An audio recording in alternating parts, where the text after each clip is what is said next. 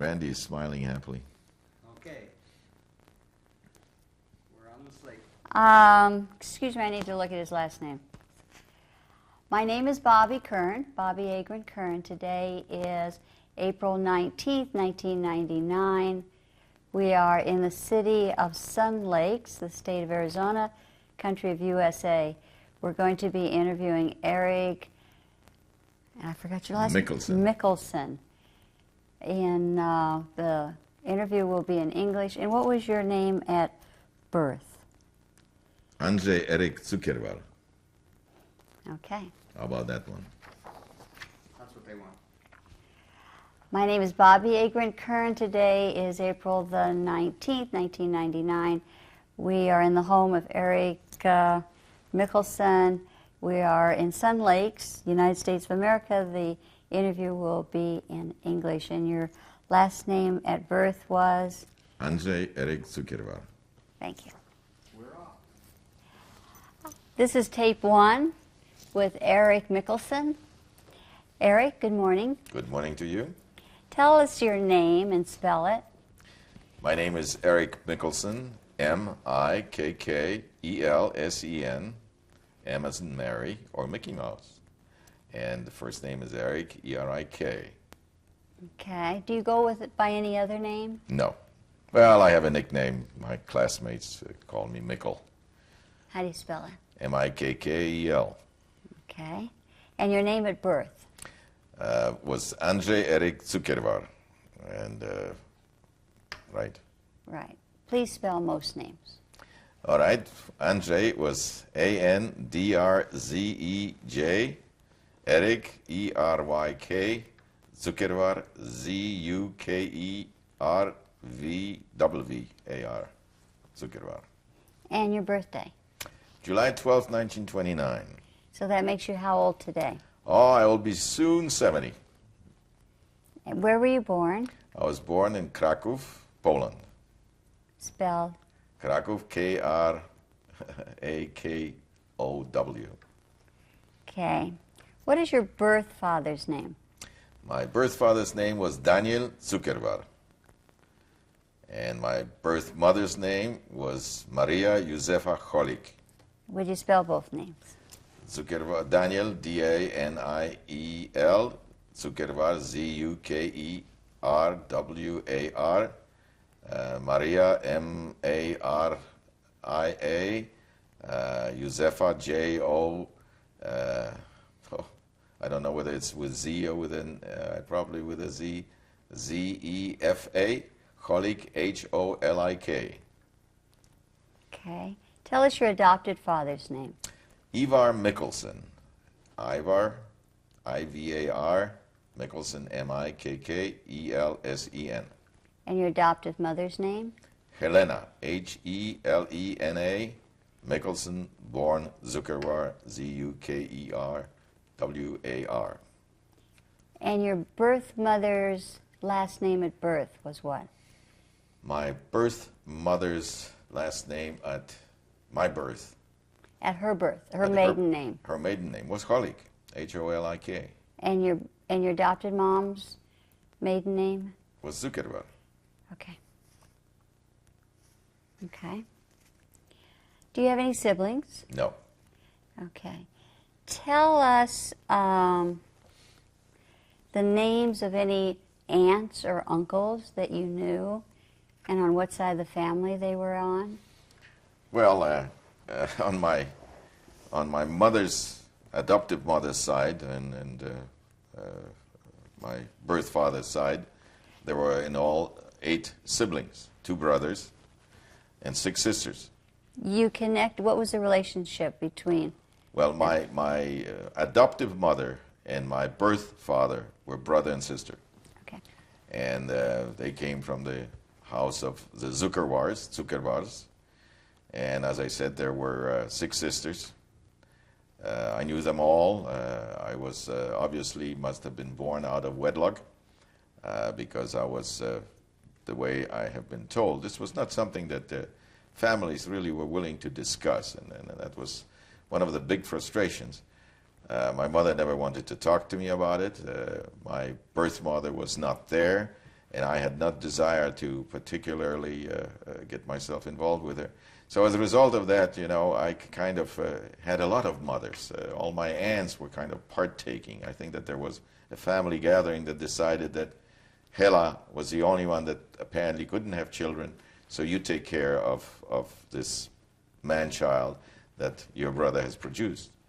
And that went very well. As far as I was concerned, they were my parents, and I never knew better until probably somewhere in the mid-30s when I noticed that my dear uncle, who was a very generous uncle, who used to come and take me to a lot of things, and was obviously my favorite uncle, that he was introducing me as his son. So obviously I inquired from my mom, his sister, said, "Mom, why is Uncle Daniel introducing me as his son?" Well, obviously she got a little bit upset because I guess that I was not supposed to know. There was no intent to communicate that. Plus the times were difficult. And I have, when I am reflecting upon those years, I'm trying to find out what was it that caused this particular hush-hush situation. And I've been reading, trying to find out what kind of a environment did we live in Poland in the 30s. After all, I was a little Pole. I was a very proud little Pole, a typical Polish child that, oh yeah, had this father, adoptive father, who spoke very peculiar Polish. And as a matter of fact, he and I and his wife, my mother, communicated in German because his German was much better. So my second language, my first language was Polish. My second language was German. And, you know, I was a Pole. I went to Polish schools. I was a very proud little Pole that was going to kick the heck out of the Germans. And, of course, the German was the enemy and the Russians was the enemy of the Soviet Union in those days. And there was a great deal of Polish nationalism, which is one of the traits. The Poles are terribly nationalistic, and sometimes they are kind of a little carried away and romantic about it. And then I discovered that, you know, while from a child's point of view this was a great society to live in, God forbid if you were a Jew in Poland in the 30s. As a matter of fact, I kind of insulted a Polish friend when I said, you know, the Polish regime was not much better than the Nazis. The only thing was that you didn't burn them. But the official position of the Polish government was incredible, anti-Jewish. It was almost, there was a political party that as a matter of fact, had as a platform to get Poland rid of Jews.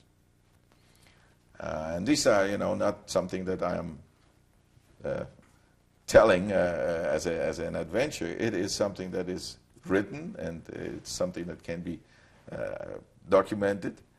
And it was kind of very interesting because I suddenly realized that the first time, as a matter of fact, that I realized that there was any Jewish connection was after the war had broken out and the Germans were occupying Poland, and suddenly one of my mother's sisters, my dear Aunt Busha, showed up in our apartment with an armband with a David Star on it.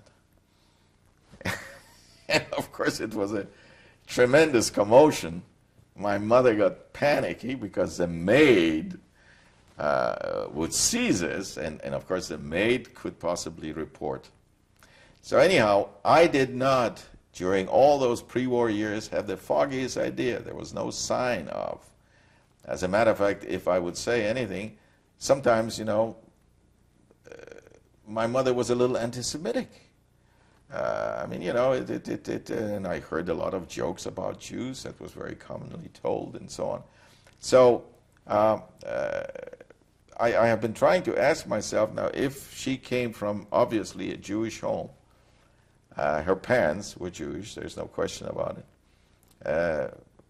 On the other hand, she had converted, she was a Lutheran, and I was raised in a way, I was a foster child, because I was not adopted until considerably later. And I think that Daniel had the idea, my birth father had the idea that the sister will take care of this boy until I am able to, you know, after she has house trained him, and I'll take over and I'll be the good father. So he insisted on that I should remain not as an adopted child.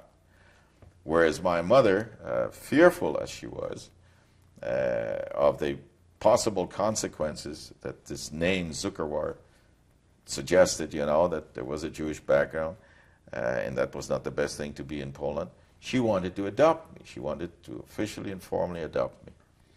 And that, as I said, didn't transpire until considerably later. But the point I'm making is that after I looked at it, I understand that there was this very small group of Polish Jews who broke away with the traditional Orthodox position, which was fundamentally saying the Poles are bullies, power we can't control, so let's not fight it. We have our faith, we'll survive, and let's focus on survival and economic survival too. But then there was a small group. As a matter of fact, there were, about 3+ million Jews in Poland in 1939. And about 1% of them was what was called, and I never heard that until I read about it, were so-called assimilationists, which was basically people who adopted the Polish way of speech, the traditional Western dress, suits and so forth. They got university educations and basically blended into the Polish society. A lot of them even changed their names. They made their names a little more Polish, instead of typical Jewish names and so on.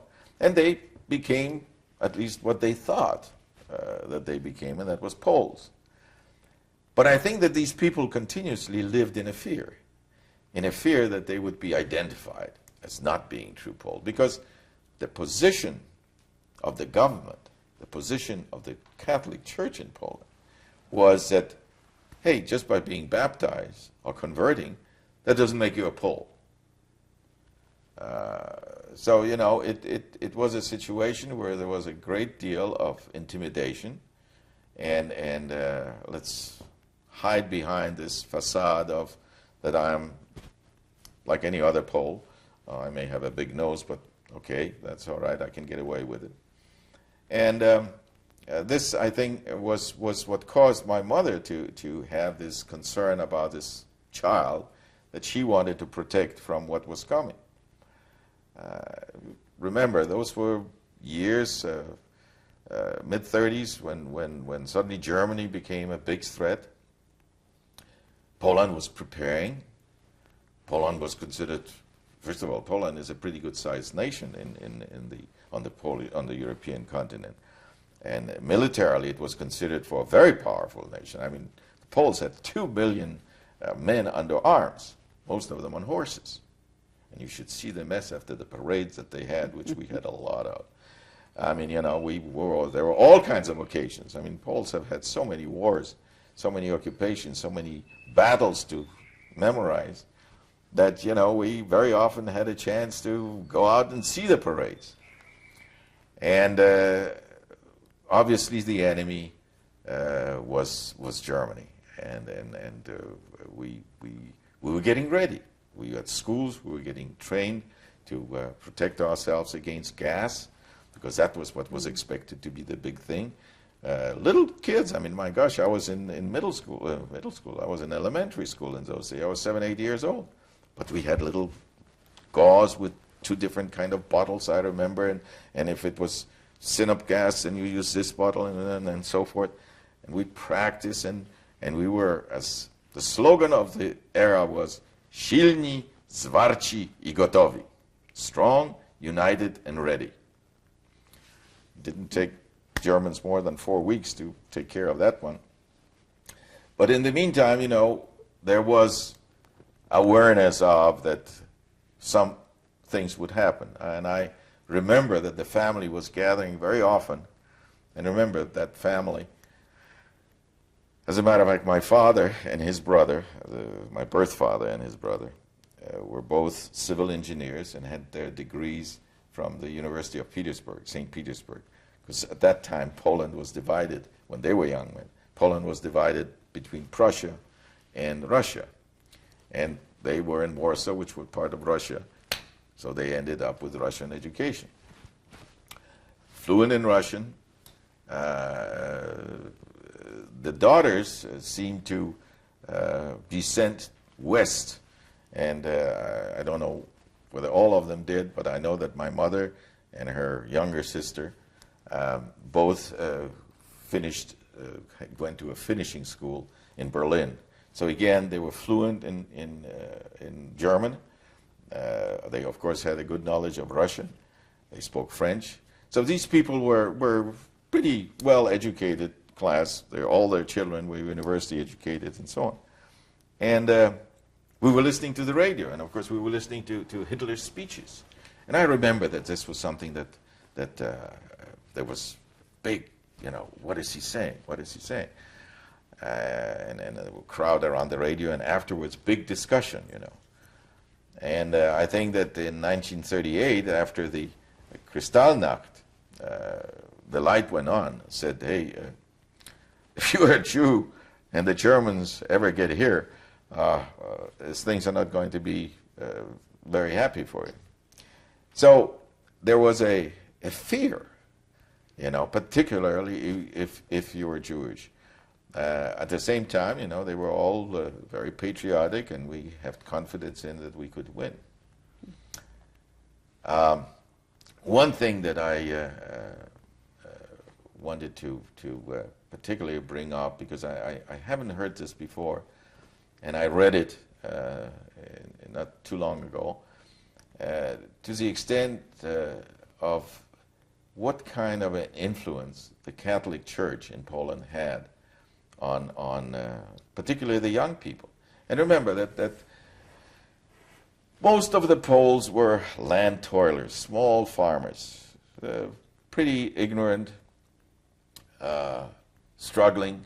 Faith was a big thing, the church and so forth. So this was big activity of the Catholic Church, that they were involved in many aspects of their life.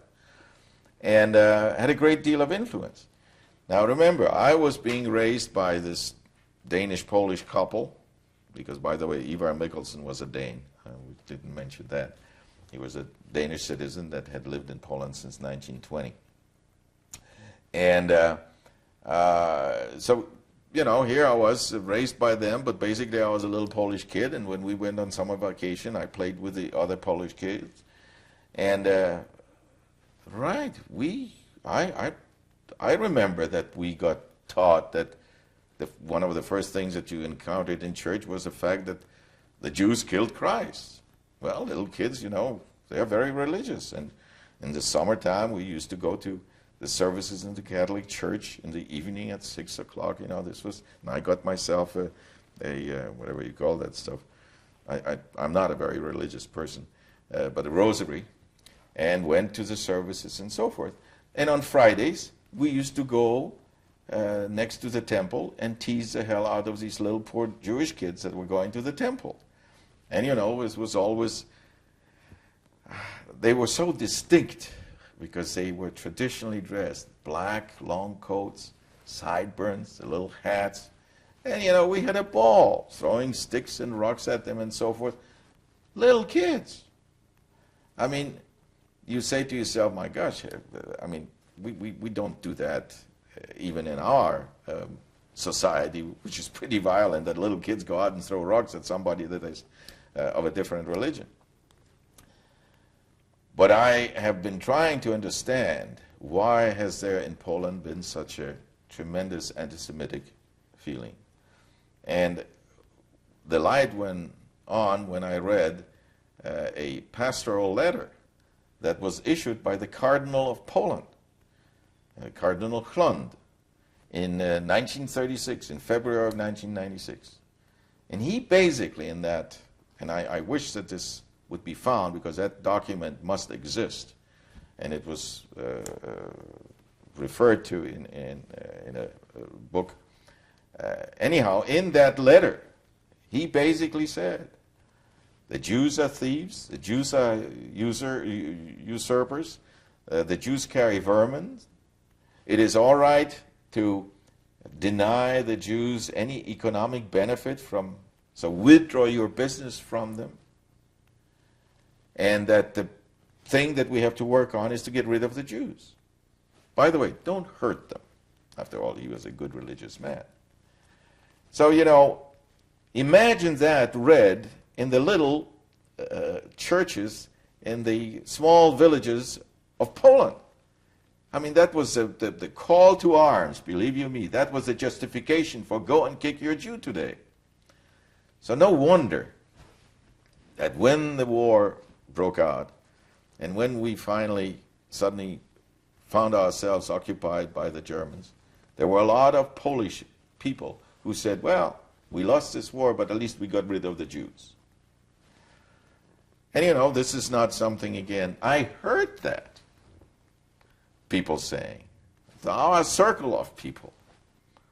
So, obviously, they did not realize the connection, and fortunately, because you never knew to what extent a Pole would protect versus report you to the Germans. Because after all, the Germans said, you know about a Jew and you don't tell us about it, you're finished. So it was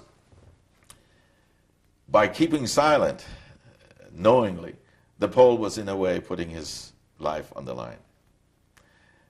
Well, anyhow, this is how the situation in Poland was, and it suddenly made me understand why there was this kind of almost phobia in trying to talk about the past on my Polish side.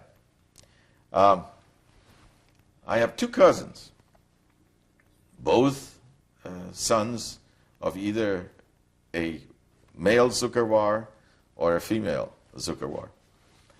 Both were raised in the Catholic faith. One was a son of a brother, so his name was Antoni Zuckerwar.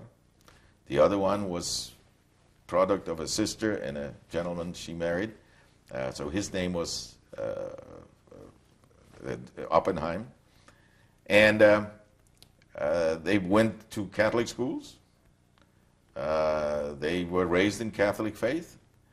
And as a matter of fact, my older cousin, Tony, has said to me that he had to sign an affidavit at the university, which said, I, Antoni Oppenheim, hereby declare that I'm not a Jew. As a matter of fact, recently he was back in Poland, and he was able to get that certificate back, that affidavit back, so he has it now. What university was that? That was Politechnika Warszawska. It's the University of Warsaw, the Technical School of Warsaw. I am, this is not a subject that he is willing to discuss with me. Now, I look at him, I mean, the guy is 83 years old. He's a very world-renowned scientist. He very recently was inducted into the Polish Academy of Sciences. This is a guy of great reputation. But don't talk to him about, now what was your father? What was our grandfather? How come there was no sign of Jewishness, and yet a brother of our grandfather immigrated to the United States in 1890 and settled in the little town of Gloversville, which was a center for leather processing. And the first thing he did, he started the very first synagogue. And today, you go to Gloversville, the name Zuckerwar is very prominently displayed, and he's a major spiritual mover in those days. But apparently those who remain in Poland, especially that next generation, they became assimilationists, they converted, but not all of them. Because as I said to you, suddenly, boom, here walks in Aunt Busha, and she has the armband on. And where did that come from? Her last name was Moszkowski. Her husband's name was Józef Moszkowski. Józef Moszkowski, well, I mean, anything that ends in SKI, supposing is a good Polish name. They were typical middle class, lived downtown Warsaw, had a son, Jerzy Moszkowski, who survived the war, whereas they both perished in concentration camp. But Jerzy Moszkowski was lucky enough to have an Ivar Mikkelsen, who here was a Dane, married to Helena, who stood by her Jewish family. And obviously he knew the background. And he was helping them throughout the war. I'll get back to him a little later. But the point was that now I lost my point. I was talking about my Aunt Busha. And Warsaw, the war had started. We lost, and suddenly in late November, I guess October, November 1939, everybody had to report. The Germans were very organized, still very organized, and they requested that every person had to register. And that was, not only the Jews, but everybody. They were particularly interested in professionals, they were interested in military personnel, and of course the Jews. We at that time did not realize that the big plan that Hitler had, which was basically that the Slavs were Untermenschen. They were subhumans. They were going to be used for labor. We had to eliminate the leadership, first of all. That means that all the educated people had to be pulled out and destroyed. Then we used the dummies for labor. We breed them for labor. As a matter of fact, the Germans introduced a school system which said, basically what we need to teach these people is to count to 500 and be able to sign their name. They don't need to learn anything else. We don't want an educated Polish class because we want to use them for labor. Of course, we had different plans for the Jews, as everybody knows. So once the Jews registered, the next phase came in that they had to identify themselves by having the armbands on their sleeves. And that, of course, led to the petty intimidation that eyewitnesses on the streets of Warsaw in 1939 and 1940.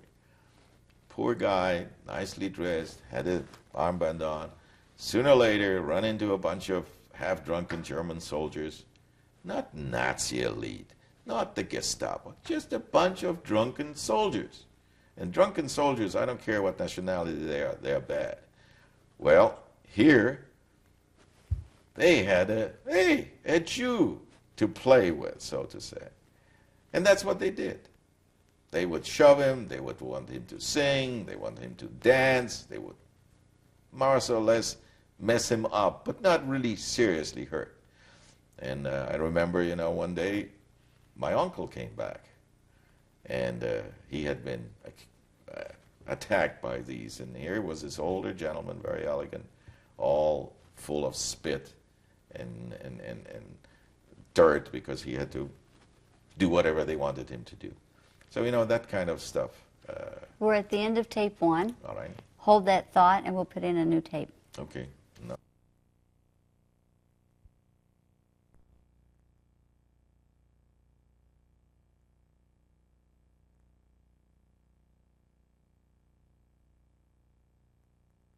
Randy's going to be unhappy.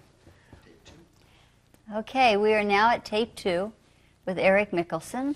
You were talking about your uncle. Will you continue with that? So, this was the beginning of the observations that I suddenly had that was starting affecting people whom I knew, whom I loved, whom I had played with, and obviously, I don't think that I could understand the reasons for it, but this was what was happening. Let me step back a little bit because maybe this is relevant a little bit too. The war broke out in September 1939, and as I said, the Poles were very positive that they would be able to stop the Germans. As a matter of fact, I remember the stories that were being told. After all, their tanks are made of cardboard, and their uniforms are made out of plants. Plants. I mean, that must be bad uniforms, right? They're made out of cotton. So this was kind of, you know, a funny joke, but there was truth to it. The uniforms were made out of cotton, so there were plans. But the Poles were sure that we were going to win the war. Well, we didn't.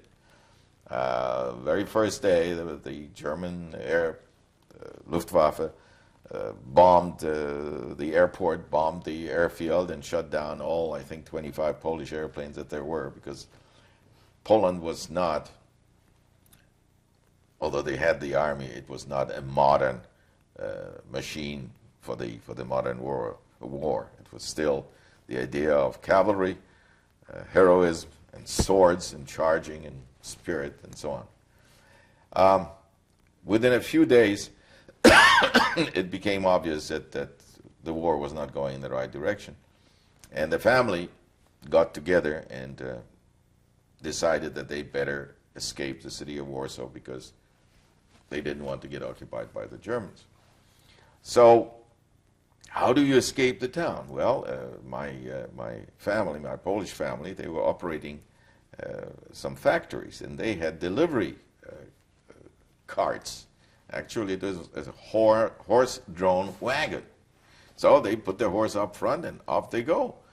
And my mother wanted desperately to go too, and of course, my mother, and every time I say my mother, I'm talking about Hella Mikkelsen, my adoptive mother, and my father is my adoptive father, Ivar. So don't misunderstand me. Ivar, Danish citizen, said, "Hey, Denmark is neutral. You don't have to go." She says, "Well, I want to be with my sisters and my brothers, and they are off, so I go off." So we were able to get a ride in a car, and we were going to rendezvous in the city of Lublin. And you know, this is a famous, apparently to some extent, by German propaganda motivated population flight that blocked all the main roads so that the troop movements were restricted. On top of that, the Germans were strafing the civilians, low-flying airplanes, and that was when I learned about something about mother love, because we jumped out of the car because there were airplanes strafing, and my mother threw me in the ditch and jumped on top of me. And you know, this is a kind of stuff that is very impressive at my age, not when you're 10, 11 years old. Because half an hour later, I was ready to take off with a bunch of guys because they had food.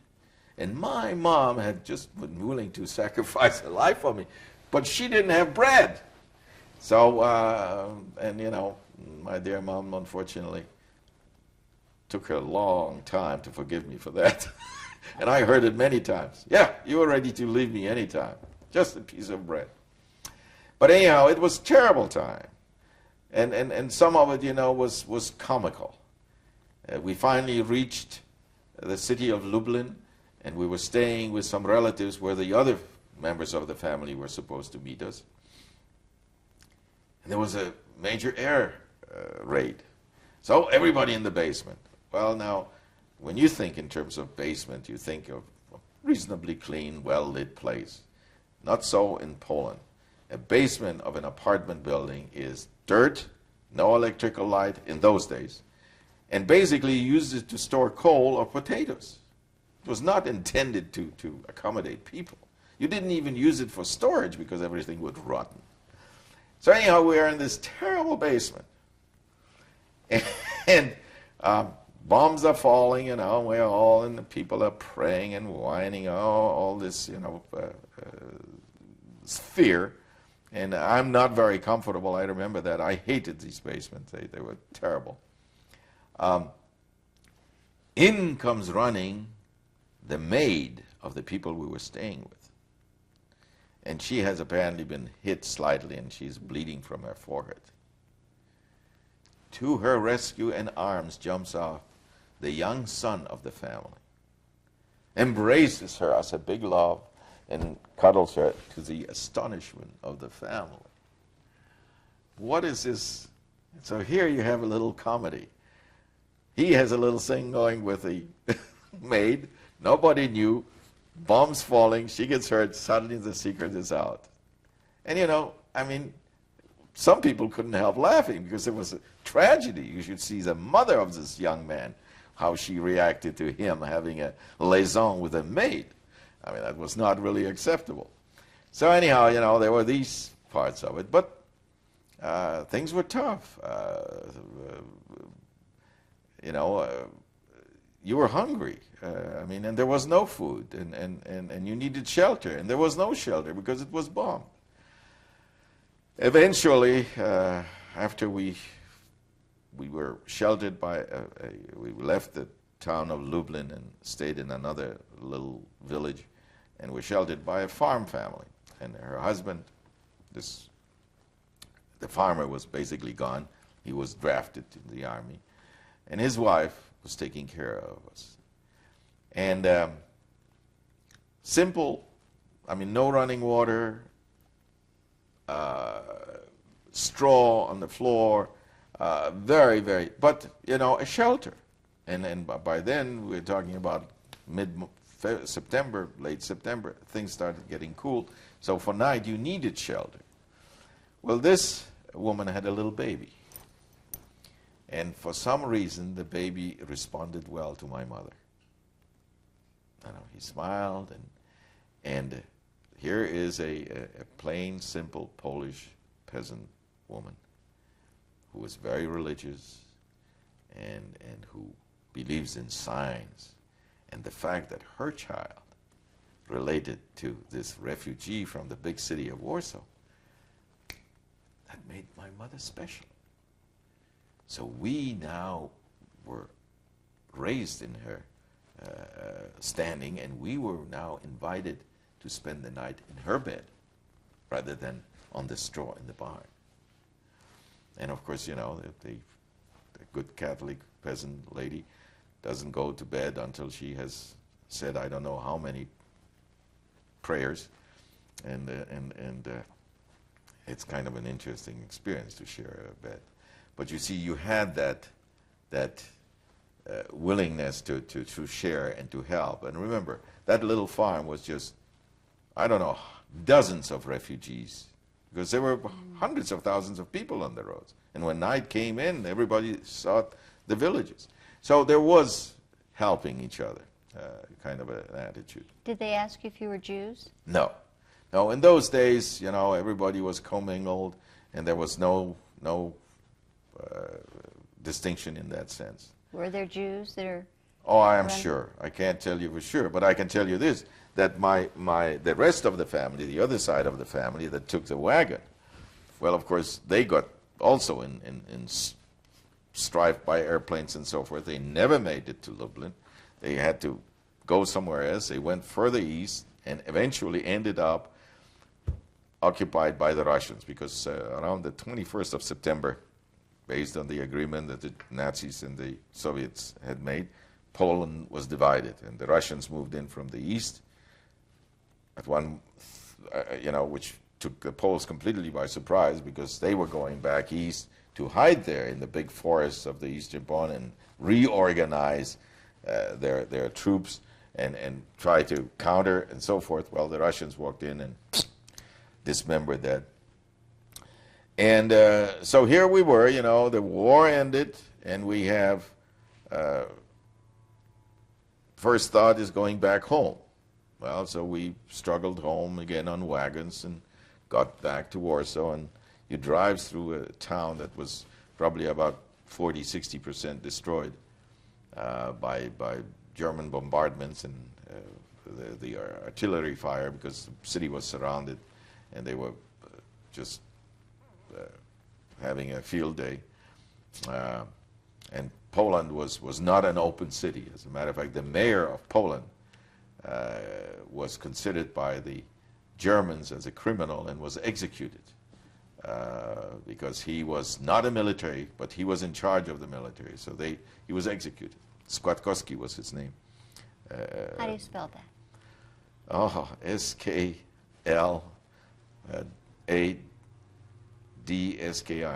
Składkowski. And Now you're catching me on names like that, and maybe it was Starzyński. Starzyński, not Składkowski. Składkowski was a general. Starzyński. How do you spell Anyhow, the mayor, Starzyński, how you spell that? Very difficult. S-T-A-R-Z-Y-N with a S-K-I. Okay, Starzyński. Thank you. And then they took him in October. They very shortly after the capitulation. You see, they had surrounded the city. And now remember, my father, ERIK MIKKELSEN, stayed in town. He gave his wife money and said, you go and try to escape through Lithuania, go to the Danish consulate. She had a Danish passport. Go to the Danish consulate and get yourself on a ship to Copenhagen, and I'll meet you in Copenhagen. But in the meantime, I'm staying in Warsaw because I am a block commander for air raid and so forth, and I cannot leave my post. How about that? And yet, you know, here's a man that was very pro-Polish, but never became Polish citizen, although he lived in Poland for well over 20 years. Anyhow, he was inside of the city. On September 25th, the Germans had an armistice, negotiated an armistice, and they said, okay, if you don't surrender, we will bomb the heck out of you. So the deal was made that all foreign citizens were allowed to leave the city of Warsaw. And so they were all gathered and everybody left. And of course, he was a Dane, so he left, ended up in Berlin, and eventually ended up in Copenhagen. We, in the meantime, were on the other side, outside of the city. Oh, by the way, and then the city was bombed, and the following day they gave up, they surrendered. It was just, there was no sense in anymore. It was a total slaughter. And what year was this? 1939, September 1939. So Warsaw surrenders. We hear the word, and we are east of Warsaw somewhere in the country. And we are now seeking ways of trying to get home. You know, again, wagons, farmers were helping. And I must assume that it wasn't all done for love. I presume that the farmer who took us from point A to point B got remunerated somehow. And I don't know whether that was money or whether it was jewelry or something like that, or maybe some clothing, whatever. You know, you payment in kind. And you know, I don't think that they were unreasonable, but you know, you had to pay for the fuel for the horse. I mean, the horse has to, just like a car, you know, just the other end that you fill it in. And so anyhow, they had to get paid, probably. But that's unimportant. Well, we got back to Warsaw. And of course, you know, you get into a smoldering city, and you're starting to wonder, you know, oh my gosh, is our apartment still standing? It was. But there was an artillery shell that had exploded on the staircase. We lived in a multi-story apartment building. So our front door was blown out and so on and so on. But all the windows were blown out and all this. Anyhow, we found it. We oh my gosh, you know, my bed and my toys, and my mom could find her things and so on. And now the next thing is, who else is in town of the relatives? Well, the telephones were not operating, but the family lived in the center of the city. So a few blocks, 4 or 5 blocks, lived the aunt who was the first one that I ever saw with an armband. So we walked over to her apartment, and to our big surprise, not only did we find her there and her husband, but also a wife and daughter of one of the brothers that escaped and went east on the horse wagon at the beginning of the war. And they had found to go because their home had been totally destroyed, and so on and so on. And slowly, you know, people started trickling back to Warsaw, and families started contacting each other. In the beginning, I remember, you know, German field kitchens, military field kitchens, serving soup to Poles, to Poles who were homeless. It was getting cold now, it was getting wet, handing out bread, and so on. Hey, they won the war. Things were, there was no, it was not politicized yet. It was not that, how it is, I guess you win, and now you say, here, have a piece of bread. Only when the political apparatus, when the Nazi party showed its pretty face and took over from the military, the administration of the occupied territories, and created what became Generalgouvernement Poland, which was a protectorate with a German Gauleiter. Frank was his name. Yeah, Frank. As a matter of fact, he got strung up after the war as a war criminal. But anyhow, things started coming together, and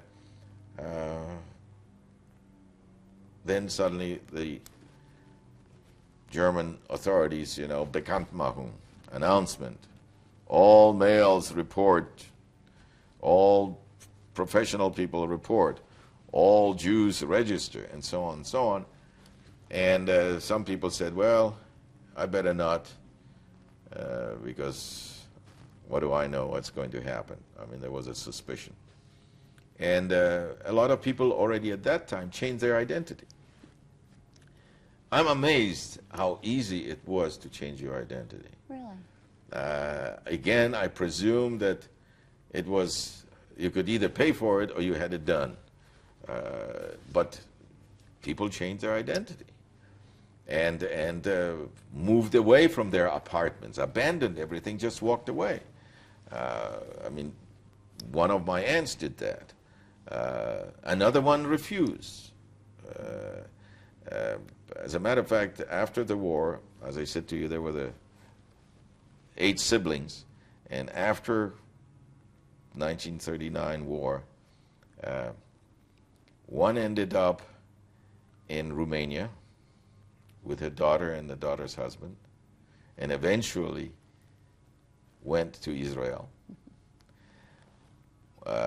One ended up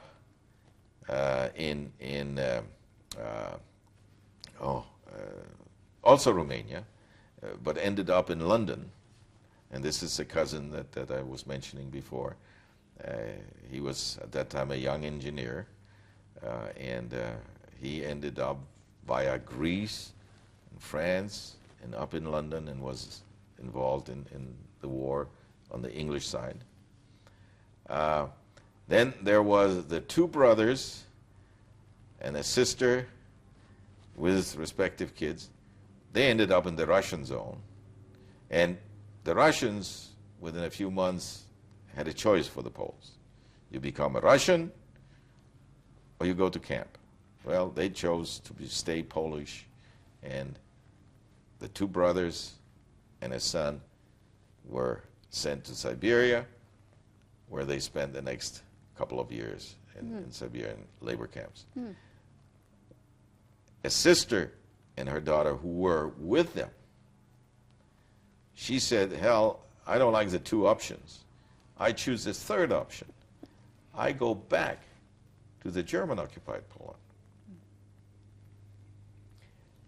And she was an amazing woman. I mean, her life alone would be a story to write about. I cannot understand what motivated her to return, since 2 of her brothers chose the other way. But I guess she said, I will better be free but occupied than free but in a camp. So she came back to Warsaw with her daughter. There was a lot of smuggling going. I mean, that was a very open border between Poland and Russia, Soviet Union in those days. It was not a big deal to get across. And she was Zuzanna Oppenheim, and she became Zuzanna Kruszewska. And her daughter became, instead of Janina Oppenheim, she became Janina Góralska. As a matter of fact, Janina Góralska was the one that tipped me off about the Shoah program. She has been interviewed, and I presume that, I don't know, if I wanted to find her tape, how do I do that? I call up and say, do you have a tape that I would like to see, and give her name? And she passed away a couple of years, but she I would like to see, because I talked to her about this, and it was interesting commentary that she had, different perspectives. Anyhow, Spell her name for us. well, Both names. okay, originally was Janina Oppenheim, Oppenheim. First name. Janina, Janina. Janina. Now, she then married several times and died, and probably was interviewed, and her name was Swift, Swift, and she lived in San Rafael, California. And I think that she must have been interviewed about 3 years ago, so in 1994, 95. What first name would she use with Swift? Yeah, Nina. I guess so. By then, you know, she was in her early 70s and she was poor health, but she did have the interview. And as a matter of fact, she was the only one that was willing to talk about our family background, and I guess that I'm the next one. So they returned to Warsaw and they went underground. And basically meaning that you change your identity, you live somewhere else, and you hope that your friends will not identify you as who you were, but who you are. So you put your trust into the hands of some people. And some people probably suffered from that, and others, in our case, it was perfectly all right. Within a month, my father, Ivar, returned from Denmark. As a matter of fact, I was playing on the streets with my Polish friends, and suddenly this German staff car pulled up, and there were a couple of civilian people, and I got called over because somebody knew me, and this gentleman started speaking funny language to me, and I didn't know who he was, and so he switched to Polish. And this was a Danish consul who was sent out from Berlin to see whether there were any survivors like the child and wife of Ivar Mikkelsen. So it was very happy, and he says, okay, your dad is on his way back, so just relax, things will turn well. And they did. Dad came back, and everything changed. We found a new apartment. He was able to start his business. Basically, again, Danish citizen. He was a neutral guy. The Germans clicked their heels and showed all kinds of respect. We had the privileged position. We were probably better treated than Germans were because we were neutrals. We had special shops to shop in. We even were allowed to have a radio. We were not allowed to listen to stations that were foreign. But, how can you stop people from listening to it? So you kept very quiet. But this was a wonderful thing because, number one, he restored our family in it, and he restored it with class. We all our suffering disappeared. He got his business back together. He used, before the war, have an import-export business in Poland, and he was doing a lot of business with Germans. Export from Poland things to Germany, and he was importing from Denmark machinery and so on and so on. So after the war, he said to the Germans, hey, you guys want to buy still the stuff? I'll sell it to you. And the Germans say, sure, except a little different, they said. Now you're going to work for us as our manager. So he says, well, why don't I just keep because I have other business in the business I'm doing with you. But I'll be, part of your business. I'll be your branch here in Warsaw, and you open your headquarters in the new capital of the General Gouvernement of Poland, which was Kraków. So that happened. And again, as I said, it was an unreal situation. You had this piece of paper that was a Danish passport. We had a big sign on our front door in our apartment building that said, this was a very official-looking Danish document written in German that says, This is to certify that this apartment is occupied by Ivar Holger Mikkelsen, citizen of Denmark, blah, blah, blah, blah, blah, and so forth, and that all kinds of courtesies and so forth, and protection from abuse, and boom. And it worked. You know, German drunks, again, the military, very often they walked into the apartments and knocked on the doors trying to find women and vodka.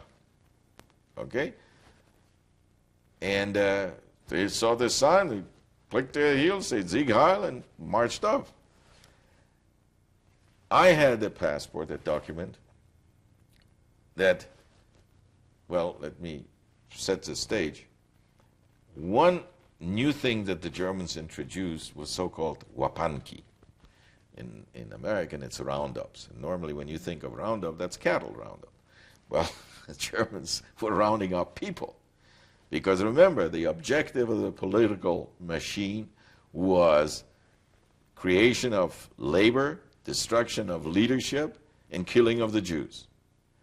So, you know, all this registration, blah, blah, blah, but now everybody has a piece of paper as an identity card. So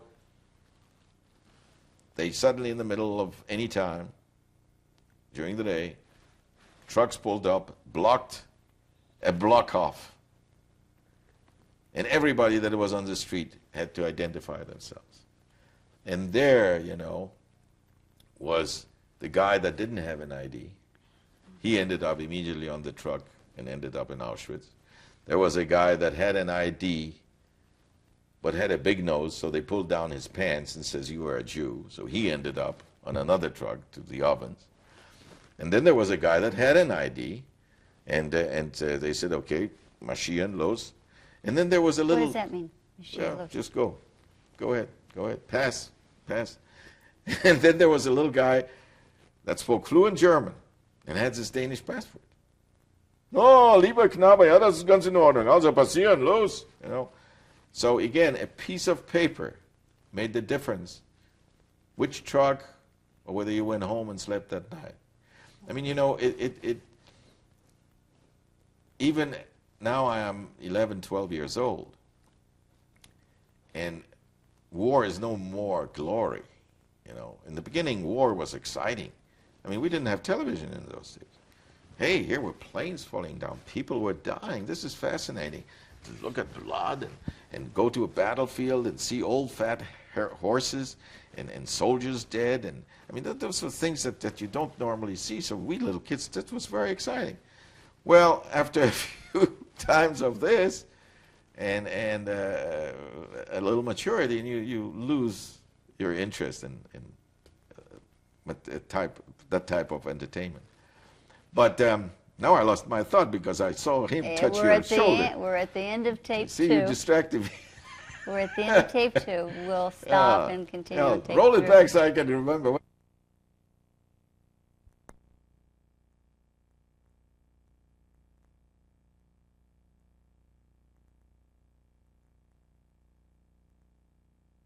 Okay, this is tape 3 with ERIK Mikkelsen. I want to just quickly ask you how you got those papers that saved your life, showing that you were a Denmark citizen. Well, again, it was collaboration of some authorities. Remember, I was basically an undocumented foster child in this Danish family. My mother did have, by marriage, she had a Danish passport. That was the law of Denmark, that if a Dane married a foreigner, she became automatically a Danish citizen. So my mother had Danish passport, and the original passport, if you look at it, there's a photograph of me and her together, and I am identified as her child. And you know, how could that be done? I mean, you know, I went the other day to sign up for Social Security, and they said, give me your birth certificate. Birth certificate? What do you, I mean, I have all kinds of documents. I have old passports. I have passports that go down to the 30s. What do you need? We want a birth certificate. Well, I went all the way back to the American embassy in Warsaw, and they can't find me in any books. But apparently, whoever was issuing, the Danish embassy in Berlin that was issuing the passport, was not as tough as the Social Security office in Bellevue, Washington. They said, okay, give me the picture, and here is, and you know, she had the proper documentation, and I was a child. That was what it was. Nobody had looked under the whatever to find out whether I was her child or not. I was a child, and as far as I was concerned, I was a child. I think this was oh, well, what do we do now? Answer the phone? Is that your telephone? That's my phone. I forgot to unplug it. It's going to ring about 4 times. You got to stop this? Can I smile? Oh, I'm curious who's calling. No, we'll find out. So anyhow, you want me to unplug it for the future? No. It's being... No, was that the one? I don't think that was the one. I think that it was the one. All right. I'm sorry. I'm going back now. I'll be a good boy. So the Danish authorities accepted it perfectly well. Now, my father's background is that he, as a young man, was selected as a Danish Red Cross delegate and was sent in August of 1917 to Russia to be responsible for Austrian prisoners of war.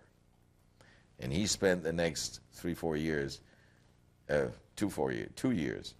in Russia during the revolution and so on and so on. As a matter of fact, I'm translating letters that he has written home to his family, and it's fascinating because that's him as a 25-year-old man writing about the conditions then. But anyhow, he was involved then with the Foreign Service of Denmark and had, during his life in Poland, a title of a vice consul of Denmark. And he had friends that were sitting in the embassies here and there. And apparently a good friend of his, he says, hey, I want to take this boy out of Poland, and I want to protect him. Give me a passport. So they issued me a passport that said, Andreas ERIK Mikkelsen, which satisfied the Danish bureaucracy, because they didn't say that I was a Mikkelsen. I was Kallet Mikkelsen, which means I was also called Mikkelsen. But basically, I was Andreas Erik Holleck, which was my biographical mother's first name. Nobody was bringing up Zuckerwar. I mean, Zuckerwar was not a well-sounding name. And maybe my father wasn't quite sure that the consul friend in Berlin would have said, Zuckerwar? Are you smuggling a Jew out? Or something like that? Whatever. Zuckerwar didn't come up. And that's what I mentioned to you when I had to sign that passport. I was very upset because I knew what the name was. I had become aware of the fact that there was this relationship to this lady that I had been introduced to a couple of times. But anyhow, the paper was issued. And I had this piece of paper that was opening the doors for me, that I could pass through, that I could eventually leave Poland. Because then, that's out of sequence, so let me wait with that. Let me ask you, but your mother was able to get legal documents. Yeah. Did they know at all that she had Jewish parents, grandparents? You have to remember that it was only the Germans, to the best of my knowledge in those days, that were interested in what religion you are. I mean, you know, we Europeans, when we arrive here as immigrants or visitors, we are astounded that one of the first things that we, in a social conversation, in a social setting, are asked is, what's your religion and what party do you belong to? And that's none of your business. That's my private thing. And, you know, I know. So I don't think that it was that common. You will, when you look at our passports, it doesn't say anything about religion. Now remember, in Denmark, it's a state church. It's a Lutheran Protestant church. It is state-run, state-operated, and you pay taxes. And a lot of Danes have said, hey, I don't like that. I am not religious, I'm getting out of this, and they quit paying taxes and they get out of the church. But their passport does not reflect whether they are Muslims or whether they are Christians or whether they are Jews or anything. That is not something that's your private personal thing. Well, let me ask you, did your birth father have you circumcised? No. Because? My birth father wasn't apparently allowed to put his hands on me. He just took me away from my birth mother, and the family decision must have been made, hand him over to Hela, and Hela was married to Ivar, and the last thing that she would have in mind, that was to do anything that would identify me as potential victim of anti-Semitic persecution. I mean, she was phobic on that issue. How old were you when they handed you over? A month. I kind of jokingly used to say that I was found in the newspaper in a men's room in a railroad station. You know.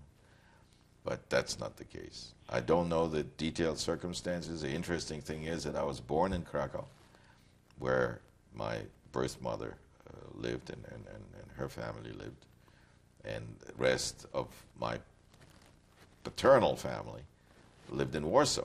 And so I don't know, they had some kind of a long-distance relationship or whatever. But I was born in Krakow. That is documented. There is a piece of paper, transcript from a book of birth registry in 1929. And then I was just a few months old when I was, well, maybe not quite, because now I kind of vaguely remember that my mother said, well, it was January. So I was probably about six months when I don't know where I was in between, but I was in a bad physical shape. I heard that many times. My mother told me that she received me in very, very bad sickly shape, but she took care of me and I got well, and now I'm fat and sassy. Do you remember your address, your first address where Yes. you lived? Wilcza 57. Center, very good address. Center of Warsaw, very centrally located. We lived, this was a 4-story apartment building with a courtyard in the middle. As a matter of fact, 2 courtyards.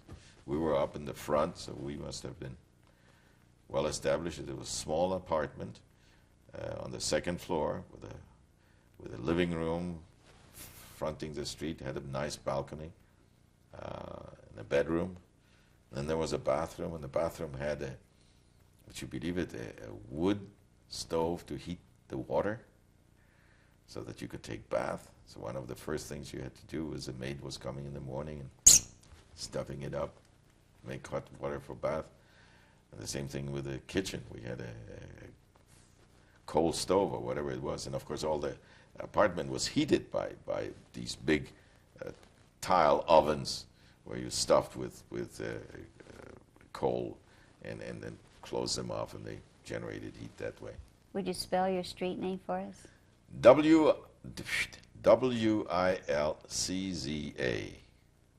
It's still there. Number? 57. And then that was the one that was, the artillery shell had exploded. Then we moved to the other end of the block to number 71, Wilcza also, and lived there until we left Poland in 1943. Describe a little bit your town where you were born or where you grew up. Well, before the Warsaw war. was the Paris of Eastern Europe, they like to think of themselves as. It was a town that was modern. It was a town of over 1 million people. Basically, in those days, unless you were very wealthy, people lived in apartment buildings. But these beautiful flats were quite comfortable. The city had modern transportation by the standards of the day. That means we had electrical streetcar, we had taxis, but we also had horse-drawn taxis, which, you know, were if you couldn't afford to take a real taxi, you took a horse-drawn taxi. You had the main streets were wide, beautiful, with a lot of war monuments. Again, Polish history is rich on memories of the battles they were lost and they were won. Beautiful parks, No, it was a city with nightlife. I know because I hated when my parents left me alone with a maid, and I used to scream and cry. But I know that they had a good life, nightlife. They were going out to nightclubs and so on. Good restaurants. Tradition in Poland was, inspired by the French. You had coffee houses with pastries and coffees where people, just like we today, let's have lunch. In the Polish society, you say, let's have a cup of coffee and cake. And you had a lot of very lovely coffee houses that catered to that. Were Jewish people allowed and intermingled at these places along with non-Jews? I think that the traditional Orthodox Jews stayed away. They had the part of the city. Again, this ghetto, that's not something that was developed by the Polish Jews. Ghetto was something that was introduced by our lovely Catholic Church. As you know, the Church did not believe in money lending. And in the 14th century, one of the Polish kings decided that Poland needed some infrastructure. They had the landowners and the land toilers. And the landowners were spending most of their time on fighting battles, imaginary or real. And the land toilers were poor, ignorant peasants. There was no finance. There was no arts and crafts. There was no trade. So the Jews were brought in, and they were protected. They were put under the protection of the Polish crown, which is kind of very interesting, because that's probably the only place that I know of that the crown said, hey, I want you in and I'll protect you. And when was that? And that's in the 14th, 15th century. Now, at the same time, what was their job? Well, their job was to provide the infrastructure. That means that they became the financiers, or if you want, the moneylenders. They became the administrators of the landowners' properties. They became the collectors of the rents, of the debts, of the thing. And it was always this damn Jew that was coming to take my money. And, you developed, you say to yourself, oh, no, I can understand. There was this hatred. They didn't hate the landowner. He wasn't there. He was sending his administrator, and the administrator was always some Moshe Schminkelstein with a funny-looking outfit. And these poor little Polish farmers that were probably squeezed out every little nickel out of, develop an innate hatred to that group of people. The church apparently was concerned about that the economic success of this group of people that were brought into the country, that would interfere with the success of the Catholic Church and the faith of the true believers. So they, at that time, established some rules and regulations about confining the Jews. And I understand that this was not only in Poland, but that also started taking place in Germany, that they had this wall, break, or ditch that separated the Jewish part of the city, and so on and so on. So, therefore, you did not go into a restaurant in Warsaw and see a traditional Orthodox. It may also be in conflict with their faith, that they don't frequent places like that. How about the non-traditional Jew? Oh, well, after all, ultimately, I found out that my Zuckerwa family obviously came from Jewish background, and they were perfectly happy and satisfied and active in that part of a social life. So in that sense, but it's, so I think that as long as you were not caught, because once you were caught, as a matter of fact, the assimilationists must have had a hell of a bad time, because nobody really liked them if they got caught. I mean, the Poles didn't accept him, and the Jews said, well, you left our faith, so forget it. So, you know, it was, again, I think that kind of created a particular emotion stress on my mother, my adoptive mother, and she was so terribly determined to protect herself, me, and anybody from discovering anything about Jewish background. You notice that now and then I use my hands, and I remember that this was one of the things that continuously was being stressed to me by my mother. Don't use your hands when you speak. Now also, interestingly enough, there's a fellow by the name of Blatt. I can't remember his first name, but he wrote this book about Sobibor, the concentration camp uprising that was to some extent successful. A few hundred people escaped from that death camp, Sobibor. And Mr. Blatt, who lives now up in Seattle, wrote a book about it, and I happened to meet him. And we were talking about those days. I said, well, so what did you do? He says, well, by golly, I was hidden by good Poles, Polish farmers, little Polish farmers. They hid me in the barn, and I was protected there. And they had a son that was my age, and they were very sympathetic and so on. And I wanted to get out of there. I wasn't sure. And he said, and this young man said to me, listen, Blatt, before you can leave here, you've got to learn to speak Polish. Because the moment you open your mouth, I don't care whether you're blonde, blue-eyed, and you have 10,000 documents that say that you're a good Christian, the moment you open your mouth, everybody will know that you're Jewish. Because you talk like a Jew. I mean, you have that Polish-Jewish way. So he says, I had to go through, I never thought about this before, but I had to learn to speak. And I said to myself, oh yeah, that's the second thing my mother says. Nie ciągnij, don't stretch it, don't whine. Speak short, abrupt things. Don't use your hands. So, you know, this was not only something that she lived, but it was something that she practiced on me. And I think that to some extent I lived in denial for a long time.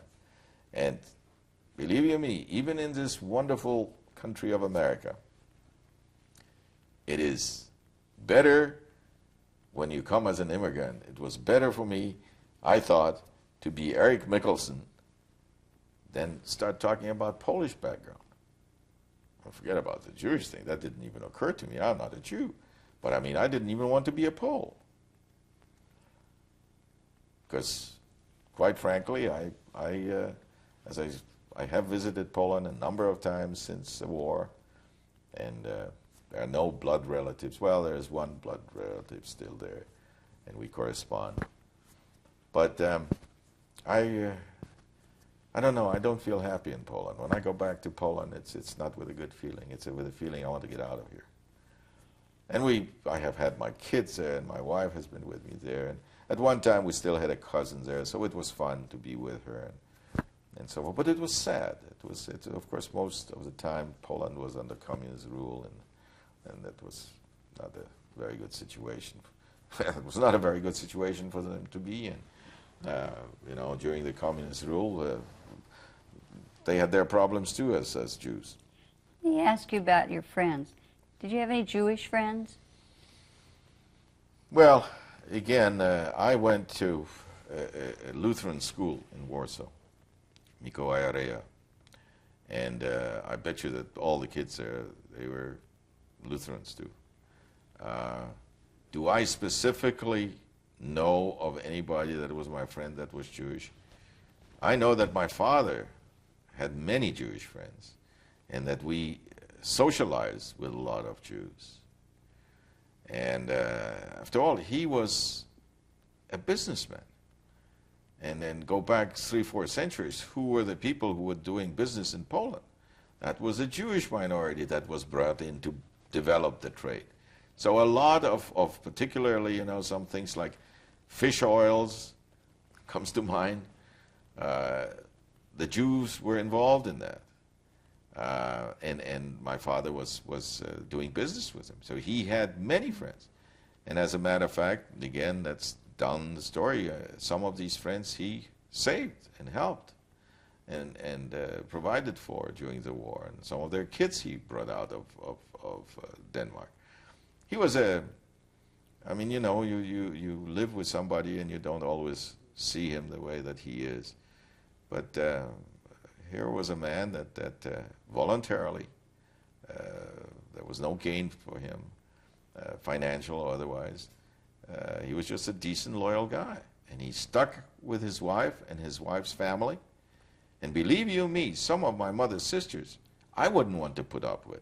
How my father was putting up with it, I don't understand. But he did. And he was helping as long as he could. And if they refused to follow his suggestions or something like that, and they eventually ended up in concentration camp, well, he tried at least to do something.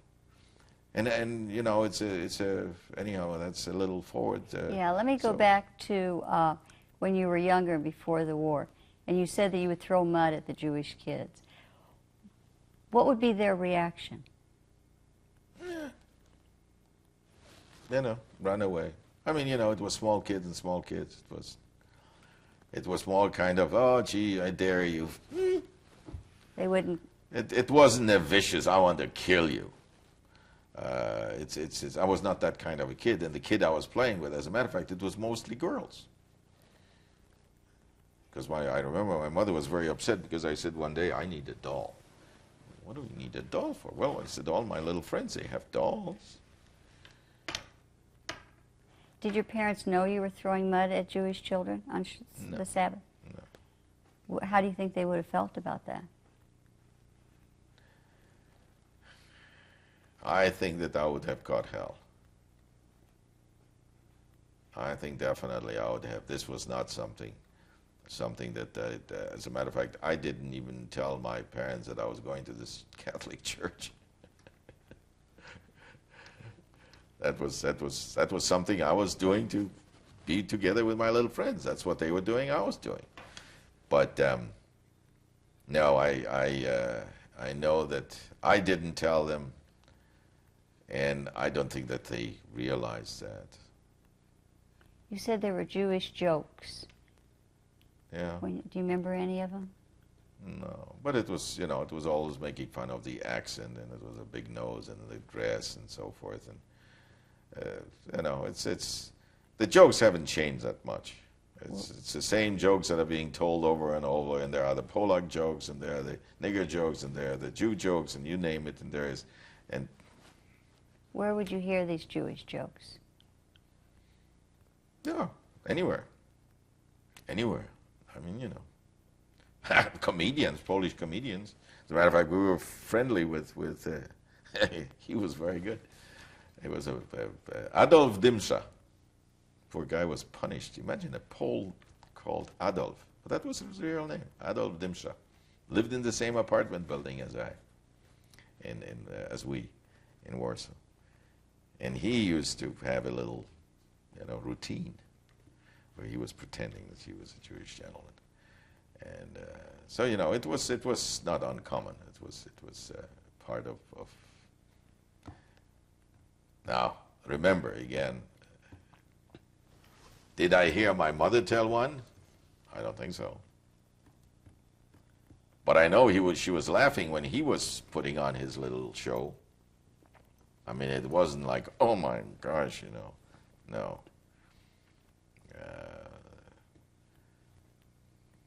Well, yes.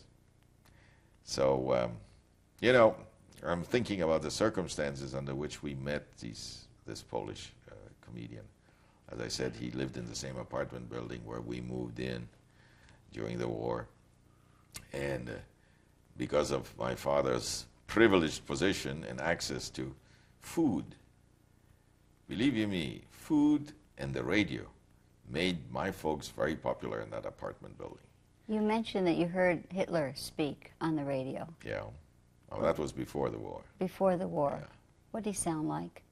No, it was a screaming voice, screaming, and then the roar of the crowds, which was kind of, wow. Yeah. I mean, that was a roar of the crowd. That's what I remember. What was he saying? Oh, that I can't tell you. Of course, I know what he was saying, but then I didn't know what he was saying. Although I could understand German, but I was not really listening to him. But I knew that they were listening to Hitler. Were you afraid? Oh, no, we were going to Silni Zwarci Gotowi. We were going to beat the heck out of these guys with these uniforms made out of plants. Let's get a few more names out. The names of your wives or wife. Well, now you're jumping forward. Well, I just like to get names up front. All right. My first wife, whom I married in 1955, was Emily Heldman, Heldman. She's from Cincinnati, Ohio. Her folks were Reformed Jews. They were just as upset about her marrying me as my parents were upset about me marrying her. And my parents were more upset that I was marrying her because she was American than because she was Jewish. That was not a happy moment. Anyhow, that's Emily Heldman, and then she passed away, and I got married to my present wife, Sally. She was Sally Burns, born in Oklahoma, and we were married in 1967. And I have two children of my first marriage, Leslie and Jean, two girls. Are they married? Yeah, Jean, the younger one, is married To Bob Gerena, Gerena, and Leslie is not married. She has a friend that she lives with. His name is Larry Cohn. Larry Cohn, yeah. any grandchildren? I have, one grandson, Cole, who is 6 years old. He will be 6 years old in June. Who are his parents? Jean and Bob Gerena.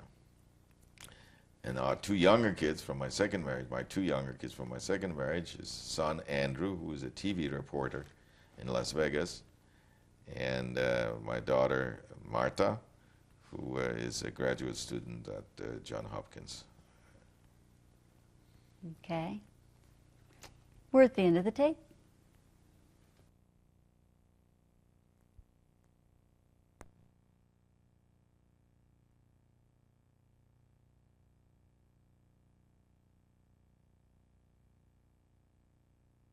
ERIK Mikkelsen. ERIK, you alluded to the fact that your father helped Jews.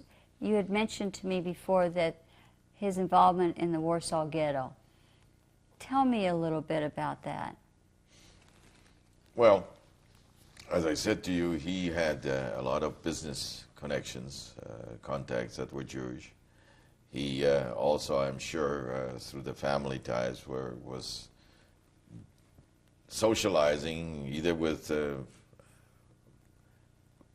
assimilationists or whatever. There was social contact with Jews, and he certainly was in no way anti-Semitic, and knew and understood the whole background of my mother's family. As the war came in, he found himself in the privileged situation, and I mentioned to you, that he was very popular because there was always food in our home, and we could also allow people to listen to the radio and hear London news and so on. And so in those days, there were curfew. I think it was around 10 o'clock or 8 o'clock, depending on what time of the year. So when you socialize, people kind of came and stayed with you overnight, because otherwise you would leave before you had your meal. And in addition to, of course, the fact that he could provide food and news and some bed space, he was also a Dane. He had access to the German authorities. And one thing that I know as a fact is that the Germans you could negotiate with. You could buy your way out, or you could buy your way in. You could falsify, you could misrepresent, and you could get away with it. And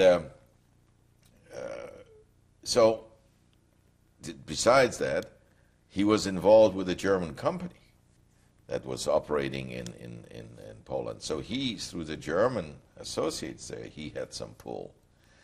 And down the road, we found out that the German manager that was, theoretically speaking, my father's boss, he was married to a half-Jewish lady. So he was very cooperative and supportive. And you know how it happens, you get one too many, and before you know, you share something that you shouldn't have been sharing. And so he was well connected and could fearlessly walk into a German facility and say, where is this person, or what is that person, what can I do for that person, and so forth. But his help also, well, remember now that suddenly these people who I didn't know were Jewish, suddenly were Jewish. Suddenly they were in the ghetto. And my one aunt and uncle and another aunt and uncle and their son, and they were all in their late 50s, early 60s.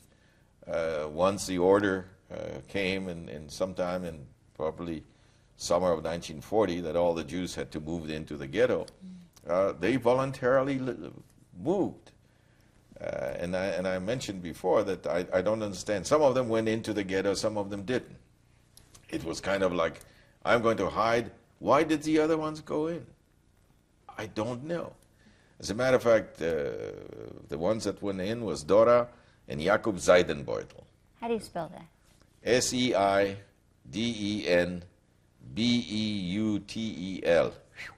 Seidenbeutel. Jakob Seidenbeutel had two sons. One was Stanisław, who ended up in the Russian-occupied zone, and down the road became an avid communist, married a communist lady, and after the war came back to Poland and was a high official of the Polish Communist government. He was director of statistics, or Bureau of Statistics or whatever. And when he died, there was big parade and so forth and buried. And how do you spell his name? Well, Stanisław was S-T-A-N-I-S-L-A-W. Stanisław. And these are relatives. This is Dora and Jacob's children, and Dora is Helena's sister. So it's my first cousins. Now his brother, the older one, Józio, he ended, Józio, that's diminutive of Joseph, J-O-Z-E-F, Józio, and his parents ended up in the ghetto. And Józio, of all things, ended up being a Jewish policeman in the ghetto. Okay. Now, we visited them in the ghetto in the beginning. Did you mention his parents' names? Yes, the Seidenbeutels, Dora and Jacob. Thank you. And they were, you know, they had a little apartment, but things were tolerable, and we used to go and visit them. And in the beginning, the Jews in the ghetto tried to lead a normal life. They had arts, they had a big nightclub, they had restaurants, and this was in the beginning. And as a matter of fact, I remember that I was fascinated by this nightclub that we went to. And you know, there was a bit of poverty here and there, but people were still well dressed, people were reasonably satisfied, and so on. Well, that was in the beginning. What year would this have been? Well, this is 1940, late 1940, and I must admit that I think that the ghetto started in 1940, summer of 1940, and then that the things really started going to hell during the 1941-42 overcrowding. And the last time I visited the ghetto, that was in 1942, early 1942. And remember that the ghetto was structured so that one part of the ghetto, a streetcar from the Christian side had to go through. And you could jump on the streetcar, and the two policemen will jump on the front and the back so that nobody could get on or off. And then you rode through the ghetto. And you could look. And of course, as I said in the beginning, yeah, nothing spectacular. But then the horrors of the starvation, the desperation, the dirt, the bodies in the gutters, the starving children. I mean, children children taking care of children and purely begging. Then, of course, as you were entering the ghetto, you had to show your ID. And, of course, my father had this ID that he was operating this jewelry factory that he opened. And I forgot about this until I saw Schindler's List. And suddenly I remembered, and I said, oh, my God, Ivar had this deal where he was running a factory that was producing jewelry, and this was one way that he could employ friends, relatives, and who else, one says, hire him, hire him, hire him, and for a couple of years. Now, to these people, this was a question of whether they were in the transport out of the ghetto, or whether they were employed by a Danish. As a matter of fact, I showed you the lease agreement that he has, and his company is identified as a Danish organization. And this was in the Warsaw and that Ghetto? was inside of the Warsaw Ghetto. And the name of the company? Well, ERIK MIKKELSEN, that was his name. And and he had a friend that Godleski, Tadeusz Godleski was the guy's name who was managing that business for him. He was not Jewish. But they were providing work for... How many? I don't know. That I can't tell. Now, the other thing that he was able to do was when some of his Polish friends, and I don't necessarily say that they have to be Jewish, but when they were arrested, he could go and find out what's going on. Could pay somebody off and find out, well, the guy is this, and this is what he's accused of, and he may be out, and so on. And so he was able to open doors. Lastly, remember that here is a guy that is married to a person who is obviously of Jewish background, and the Germans didn't look friendly on that. Now, of course, his excuse was that he was a Dane, so he was excluded for a time. And he stood by her, and he stood by the family. As the war with Russia broke out in 1941, I guess that he started thinking, and at the same time, the schools in Poland were just terrible. As I said to you, the public schools, the intention was not to educate Poles; it was just to teach them the very rudimentary things. So, plus, the Russian situation was such that he started saying, well, we better think of going back to Denmark. And I know that that was a big decision for him because he loved Poland, he loved his life in Poland, and he felt much more at home in Poland than he felt in Denmark. Well, he had been gone since 1917, so, that was, I mean, look at me. I go back to Poland today, I don't even want to stay there more than a week. I go back to Denmark, which I feel much more comfortable with because that's where I really became a man and have wonderful memories and some good friends and a whole slew of relatives on my Danish side that we haven't even discussed. I mean, this is, there are two sides to me. One is the Polish side and one is the Danish side. And I was, in a sense, very lucky person because I was raised for 13 years in Poland as a little Pole, which is a Slavic, Eastern European environment, society, tradition, and so on. Then I went to Denmark, which is just the opposite. This Denmark is the West, although the Poles like to say that Western Europe ends at the eastern Polish border. Nevertheless, Denmark is very much different.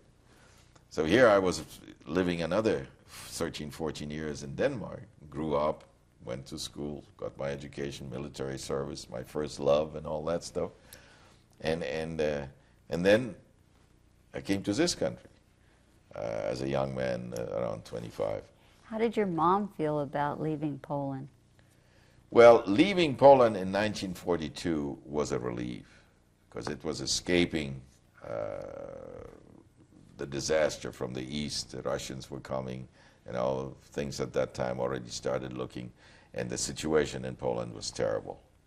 And if you could get away, you could. And she had this mobility. But it meant leaving her family. But again, as I mentioned to you, Ivar had connections.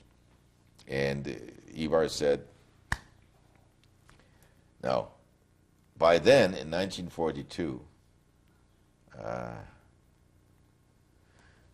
there were the two sisters that ended up in the ghetto. They were gone. They were gone. They disappeared. I heard some stories about that one of them was smuggled out of the ghetto, and died of heart attack. Smuggled out. Her husband and the son, policemen, they ended up in concentration camp and in the death camps. So the family was disseminated, but there was one sister, her closest sister, the one that came back from the Russian-occupied thing with her daughter.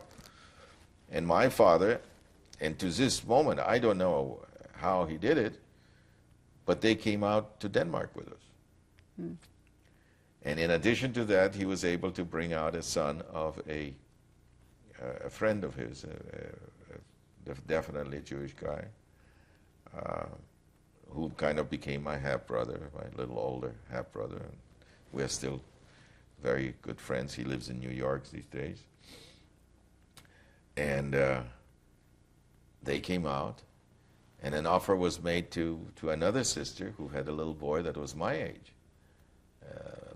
That was Tomek Kanarek, K-A-N-A-R-E-K, and his mother was my mom's sister. And they were living underground too, under false identity and so forth. And my father said, well, why don't you come with me too? Get you out, go to Denmark, And apparently that sister refused.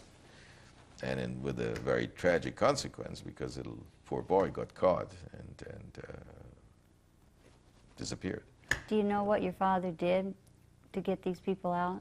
Well, he bribed, he paid, he falsified, had papers falsified, somehow. How do you get a couple of Polish women in 1942 out of occupied Poland through Berlin into Denmark?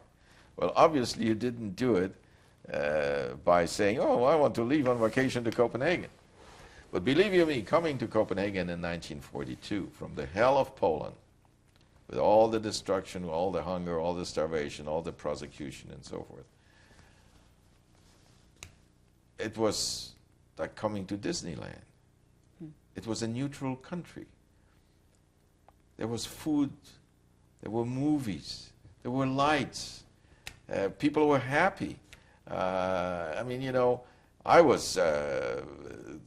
spoke not a word Danish, well, except my father has taught me the only thing in Danish every night. I don't know whether we talked about religious background in my family. Well, we were not a very religious family. Although, as I said, we celebrated all the Christian holidays, and I was baptized and I was confirmed in the Danish church and so on. But that's as much as I remember from that. And now I forgot what I was going to make a point over. Before we leave Poland, Tell me some more things about anti-Semitism that you personally witnessed. Well, before war, No, after the war started. well, I certainly saw people getting beaten because they were Jews. I saw people being forced to pull down their underwear and wipe out the streets and then put the underwear on again.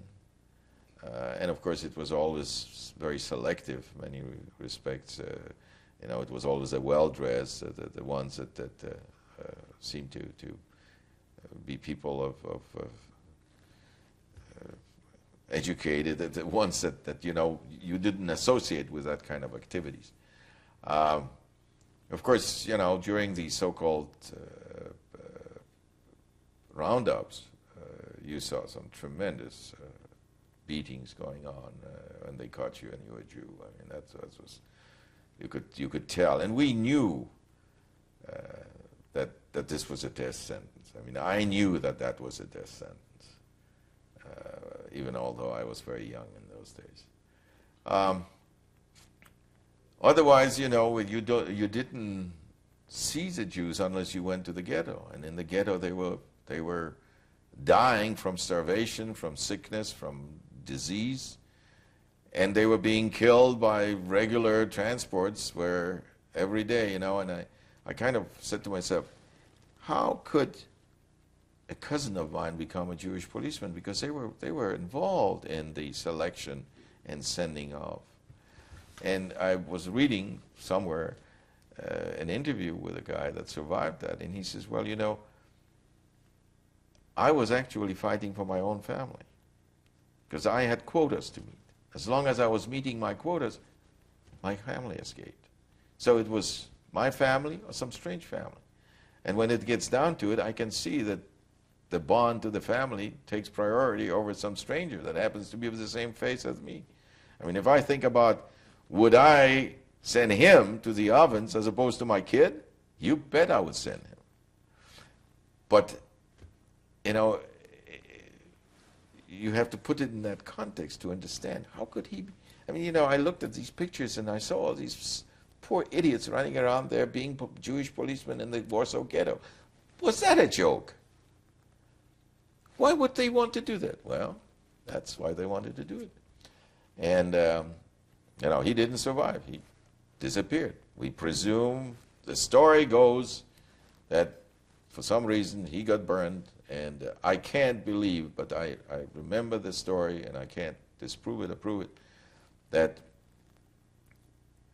my aunt Dora, who was living in the ghetto at that time, when her son and her husband got arrested and sent to the death camp, she received notification in a little jar of dust saying, your husband died of heart attack. And that is when they decided, my father, Ivar, and the other, we got to get her out of the ghetto because they're going to kill her too. And she got smuggled out of the ghetto. How? Through the canals, you know. There was a movement of you know, there were, you remember Italy didn't get involved in the war until, I think it was 42 or something like that. And there were Polish Jews during the German occupation that could buy their passage from Poland to Italy. If they had the luck to meet the right guys and exchange the right money. They got false papers, they got loaded in the train, and they went right through. Nobody paid attention to it. See, the Germans, they were fascinated by these documents. You had the document, you had the boom, you know, you went right through apparently. Thank God, you see, the Russians had a problem. They couldn't read the documents. So they were much more physical, I understand.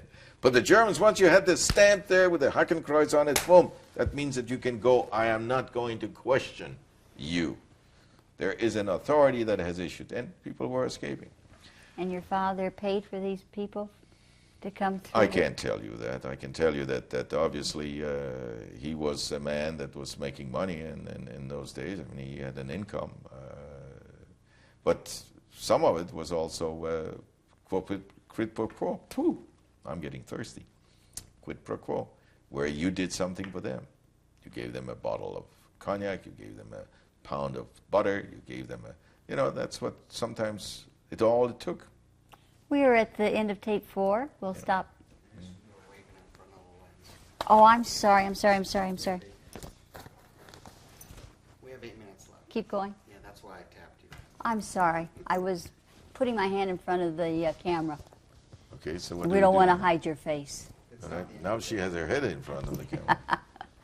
All right, so Let me see. Okay, so we are back there. My point is, how did your father actually help these people coming Well, out? that's all I can tell you. That's right. I was not old enough to know, but I know that he helped. I know that they came to Denmark, that they lived with us in Denmark, those that he took out. And well, let's follow up on that. I know that he had a connection, this gentleman I met. He was apparently a fairly high and a national Nazi official who said, hey, this war is going to hell. I got to think about my future. Can you save me in Denmark? And apparently my dad says, well, sure, we can try. And in exchange for that, he was helpful in providing, and I think that is how my mother's sister and her daughter came out, that this German was able to bring them out. And I will tell you, Jutta, who was that sister in question, had been educated in Germany. She was multilingual, fluent in German, a very attractive red-haired lady that had been a young widow. And at one time, this was in Warsaw still, a messenger from our office came running to our apartment. And my father had his office in the old pre-war apartment that he had restored. And then we lived just down the street.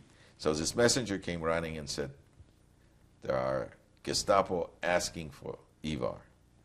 And my dad and my mom were at that time in Krakow. So this aunt grabs me, and she was always a woman of action, grabs me, and we rush out of the apartment because we got to get away before the Gestapo finds out that that's where they live and we are going to get arrested and sent to the concentration camp. So she says, I got to go where Ivar is because he's our protector. Okay, how do you get to Krakow? Krakow was about 4 hours by train. You go down to the train station. In those days, there are maybe 1 or 2 trains a day. So there is this train station, and there are literally probably hundreds and hundreds of people waiting for the train. The train pulls up, and there are the first cars are first class, nur für Deutschen, which means Germans only. And my aunt looks at this situation there, and she looks at that. She grabs me by the hand and just walks out, opens up the door to the compartment, steps in. And there is a German officer sitting there. And he, gnädige Frau, helping with dem Kind, the little boy. So we traveled from Warsaw to Krakow, first class, and for Germans only compartment, under the protection, quote unquote, because there was, the Gestapo was walking, the police, the SS police was walking up and down checking documentation, but they came into the compartment, they looked and they said, jawohl, Hitler, and out they went. So sometimes, if you have the nerve, and if you did something like that, nobody suspected that you could be half Jewish or whole Jewish and running away. No. So I will never forget that. And of course we came to Krakow, and since then we have laughed about this situation because this German wanted to pick her up. He was wanting to make date with her after this. Ohne das Kind, Okay. And so You know, she was that kind of a lady. And you could get away with things like that. So I presume that this German may have pulled something similar, that he took her and the daughter and pretended that they were his, and nobody questioned him because he was a high official. Once he got to Denmark, he went, quote, quote, underground. What happened was my father arranged for him to get him a room in a hospital, and he was a patient in a hospital. Okay. And he was going to outlast the war there. Well, didn't quite work out that way, because my father still was traveling back to Poland and so forth, and every time he was going down there, I don't know what he was doing, but suddenly one day at our apartment in Copenhagen, I have this knock on the door, and the door opens. I open the door, and there are three guys in these long leather coats, hats, and submachine guns. And they said, we want to speak to Mikkelsen. ERIK Mikkelsen möchte mit Ihnen sprechen. And my mother, and as I said to you sometime before, she used to be this timid lady that was kind of afraid of uniforms and so forth. But there were twice in my life that I saw what kind of a gutsy lady she was. One was when she threw herself on top of me when the planes were shooting, and the other one was when to face these three guys. And she was a short lady. She was about 5 feet tall. And she looked at them and spoke fluent German. She said, yeah. And they said, we would like to speak with ERIK Mikkelsen. Oh, yeah, he was in bed because he was sick. So they take off, and I take off in the other direction. See, I am no hero. Just like I did after the shooting in the airplane, rushed with the guys who had the bread. This time I saw a way of escaping.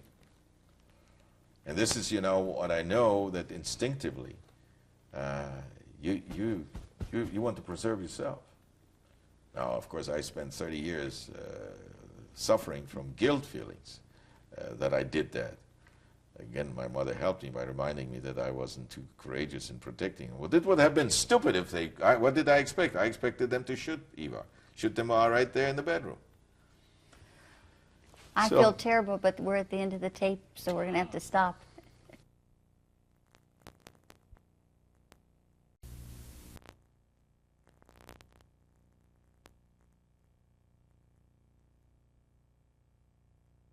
Sense that you wanted to run. Oh, yes. How old were you and what year was it? I was, well, this was in 1944, so I was 15 years old. It must have been in 1944. You know, I just took off. I mean, the only thought I had was, here's my chance to get away, and I expected to hear the shooting of them both. Because by now, the reality of what the German occupation meant had sunk through even in Denmark. Denmark didn't remain neutral. Denmark was neutral in 1942, and then in August of 1943, basically the Danish government collapsed and the Germans took over. And now Denmark was another occupied country. And the same thing started. Registry, get the Jews. And you know the famous story about the Jews, the heroic effort made by the Danish population to save the Jews. I kind of smiled because I was there and I was going to school, and I know that some of my friends in that school were Jewish, and I don't remember any heroic effort. It was well organized, though. They all, mostly, those who wanted and better informed and so forth, escaped to Sweden. But I don't know. I will challenge my Danish compatriots on the heroism and this nonsense about that the king said, well, if you were to the German general about the armband with the David, I'll wear one first. That's nonsense. Those are the little stories. But that's great. You know, it's a great story. But, you know, now it's 50, 60 years later, and we've got to drop the good stories and stick to the essentials, which I think is very important to remember and record and have it so that we never forget. For two reasons. One, is because the people who died in a horrible way deserve that. They deserve not to be forgotten. Those millions of people who got burned to death. And second is because hopefully we learned something. Although today, 1999, April, Yugoslavia, we're slaughtering each other again because you're this or you're that or you're this or you're forget. So, you know. But anyhow, the reality of what the German occupation meant was there. And you know, when after this episode with the Gestapo, my parents started discussing that maybe time has come for them also to flee Denmark and flee over to Sweden. Now that required preparations. And you know, you had to make contacts with the underground, and suddenly there were peculiar people showing up in our apartment, and there were meetings, and I knew things were going on. I knew, not detail, because they didn't want to tell Child, because Child could be caught and spill it all. So Child didn't quite know, but Child knew. And you know, we were living in an era so that after the curfew, when a car pulled up to an apartment building and you heard the door slamming, you knew that that was the Gestapo, that that was the enemy, because nobody drove cars. It was curfew. There was nobody. So when somebody pulled up and made all that noise, and I remember, you know, we were having these underground guys, and the rendezvous was set up to get on the boat and get over to Sweden and so on. And suddenly I heard this car pulling up, and I died in my bed. I mean, you know, the feeling of fear. It's you know, it's something that you deny. I'm not afraid. I'm a big guy. Oh, are you kidding? I was scared witless, to put it nicely. The same thing, you know, when you were suddenly under bombardment.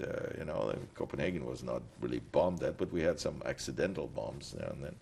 And you were helpless. You were not in control. There was nothing. There was not a big enough wall or table to hide under. So, you know, these emotions was there. Well, anyhow, my parents decided that they were going to escape and take, of course, this German, whom they have been now hiding in this hospital for many months, and take my mother's sister and her daughter, me, and my half-brother. What was his name? The German? Your half-brother. Zygmunt Bereda.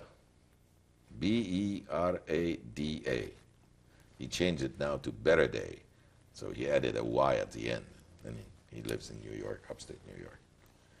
So Zygmunt, and that was the plan. Escape to Sweden.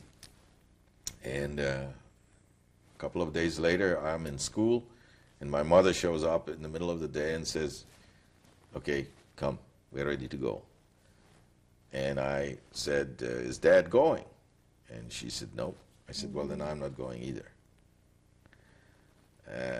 Well, of course, there was a little, you know, but I mean, she can't make a big scene, because what is it that we're arguing about? You can't stand up and say, I want him to go with me so we can escape to Sweden, because, I mean, you know, you would get in trouble. You never know who was around there. Maybe somebody would call the Gestapo. But anyhow, my father had decided that he was not going to go, and I had my experience with my mother in Poland in 1939, where I didn't particularly enjoy that little excursion, escaping from this burning Warsaw and being strived and struggling and so forth, and then eventually getting back with my dad. So by now I said, no, I'll stick with him. Dad said, hey, I'm going to die. If I'm going to die, I'm going to die in Denmark. And so we stayed, and we went underground, which basically meant that you disappeared. You didn't live anymore where you lived. You hid with friends or strange people who put you up, and so on. And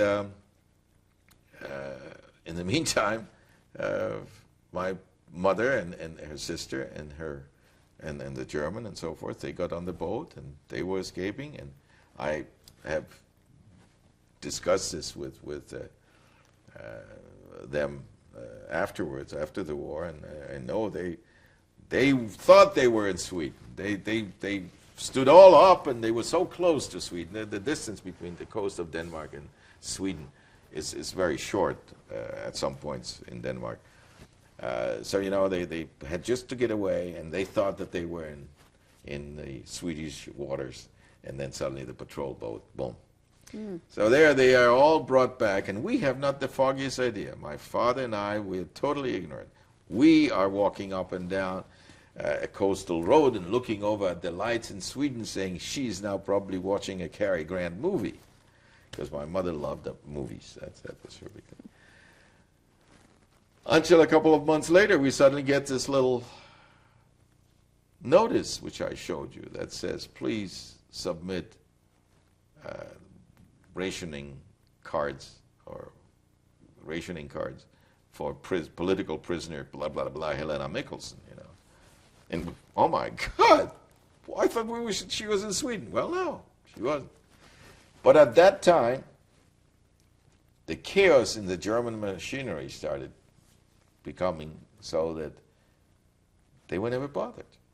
Here she was, didn't speak very good Danish, spoke excellent German, had a Danish passport, was caught together with some people who definitely were not Danish, plus this German. And they were just shoved into an investigator segment of the prison and were held there for future interrogation. She had all her belongings in a little bag around her chest, and nobody's body searched them. And everything she owned was in this little bag. And as a matter of fact, a few days or weeks after we had been notified and we provided the ration cards, what do you call those? You had them too here during the war. We suddenly had a visit by a German guard from the prison, who came in uniform, you know, and contacted the guy who was in charge of the apartment building, because they had to let him in, and he said, I have a message from Mrs. Mikkelsen, and he gave some papers and so forth, and then disappeared. Well, we found later that my mother's sister had bribed him with the diamond ring. And of course, the two sisters had a lot of arguments whether she should have given him a smaller than a larger. You know, and you gave him too big one, and you didn't ask me. Well, I couldn't ask you, and I thought it was a matter of death and life. Bull! Don't hold me accountable for that. So it was a nice conversation between two sisters who went through hell, who basically were that close to being, wow, what the heck are you two girls doing here in Denmark? You're not Danish, you're Polish, and then are you sure you're not Jewish? So anyhow, we survived that and came out of it. But the things that you went through, you don't wish on anybody. And we were just so fortunate. And as I said before, you know, it's in those days, it was that piece of paper, citizen of Denmark, as opposed to nothing. Somebody had lost the war. And, you know, we had in Denmark, relatively, Denmark never starved in the same sense as Poland did. Denmark had good infrastructure, and as a matter of fact, you went outside of the city on the farms and they had plenty of everything. As I said, you know, I often read and feeling very Danish. I do consider myself Dane. If you say to me, what are you? I am Danish. I don't consider myself Polish. Yet if you analyze my blood, you know, there is not a drop of Danish blood in me. But I have a wonderful Danish family. that knew all along the story and the situation, and they embraced us that came from Poland. And believe you me, my mother was not an easy person to get along with. And I have all these cousins there. They were all involved in the underground. Denmark had a very efficient underground movement, to the extent that they were able to disrupt the railroads, sabotage factories that were working for the German war machine. And as a result of that, Denmark escaped a lot of hardship in terms of air raids and so on. Well, I guess that's basically the story of my family. And as I said, it's an amazing thing today to try to dig up some facts and find that my contemporaries, both cousins that I was mentioning, who are still alive, well, one is about 14 years older than I, and the other is about 5-6 years older. They just have blocked it out, don't want to talk about it. Tell me about the Polish reaction when Jews were being brutalized. What was their reactions when they observed it? Well, I understand their reaction, and once I understood that the objective of the Polish post-war, post-World War I society and government was to get rid of themselves of the Jews. I heard a remark which didn't make any particular sense on me, or had any particular meaning in those days. But I heard it, in '39, and I think I mentioned that to you before. And that is, we lost the war, but at least we got rid of the Jews. There was general apathy. That does not mean that there were not a lot of Poles that put their life on line. And this was really very difficult to understand, that by association you committed a crime that was rewarded with death. I mean, unquestionably, we shot right on this bay. If you helped a Jew, if you sheltered a Jew, you were finished. And yet there were people that were doing that. And it was not, of course, only in Poland. It was also in all the other occupied countries. But generally speaking, I think that the Polish society has a serious problem with anti-Semitism. And I think that it exists today. I have seen there was a very interesting little program on TV not too long ago. I think it's called Shtetl. Some producer, a TV producer, went to Poland and researched his roots, and came up with this young man who, in a small village, there was a Jewish cemetery, and this young man was very sympathetic to the cause, a Pole, and they were interviewing him over a period of 6 months, maybe a year, and from a very the cause, pro-Jewish, I don't want to use that term, but from a person who was very understanding and horrified by all this thing that was happening and so forth. Next time the guy goes and visits him, and this is not a figment of my imagination, this was real interview. Well, now this guy is suddenly elected to the mayor of the village, and you should see and hear the change of his tune.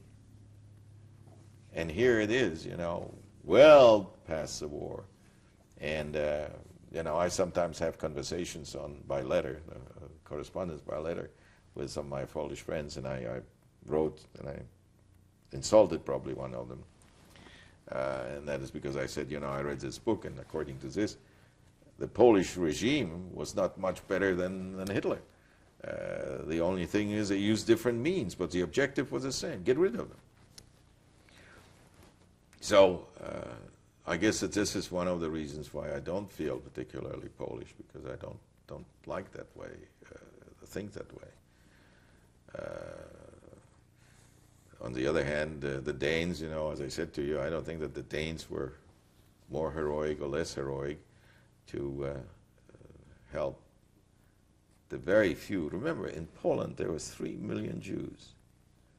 which was roughly 1+% of the Polish population. Sorry, 10% of the Polish population, not 1%, 10% of the Polish population. In Denmark, there was less than 10,000 Jews, and they were all Reformed. There were no Orthodox Jews. Some of them were outstanding physicians and outstanding artists and so forth. Our friend, what's his name? Boom. Victor Borghi. Okay? His name was Rosenbaum. And he couldn't make it in Denmark. Well, maybe it wasn't because he was Jewish. Maybe some Danes thought that he wasn't funny. But he came here and changed his name and became very famous. But there was not that many in Denmark. And the Germans, for whatever reason, that's another one of those unexplainable. Why the Germans, the Nazis, not the Germans, the Nazis had a particular special relationships with the Danes. I mean, they let Danes get away with a lot of things without taking the crashing, hard countermeasures that they did in Holland, even in Norway. Now, I don't know. I mean, somebody used to call that Denmark was Hitler's little canary, his little pet. Some people said, oh, well, the Germans like to come and shop for food here then when they come in here. Towards the end of the war, and not only Germans knew that the end of the war was coming, but, not only we, the Germans knew it too, and we suddenly started seeing a different side of the German Reich, and that was the ships that were coming out through the Baltic Sea, out of East Prussia, escaping the Russian onslaught. And the Germans had dumped the refugees on purpose on the streets of Copenhagen to create a, look what is going to happen to you.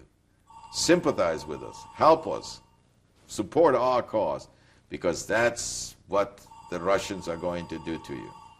And we had, to vacate schools, gymnasiums, and so forth to put up thousands of German refugees.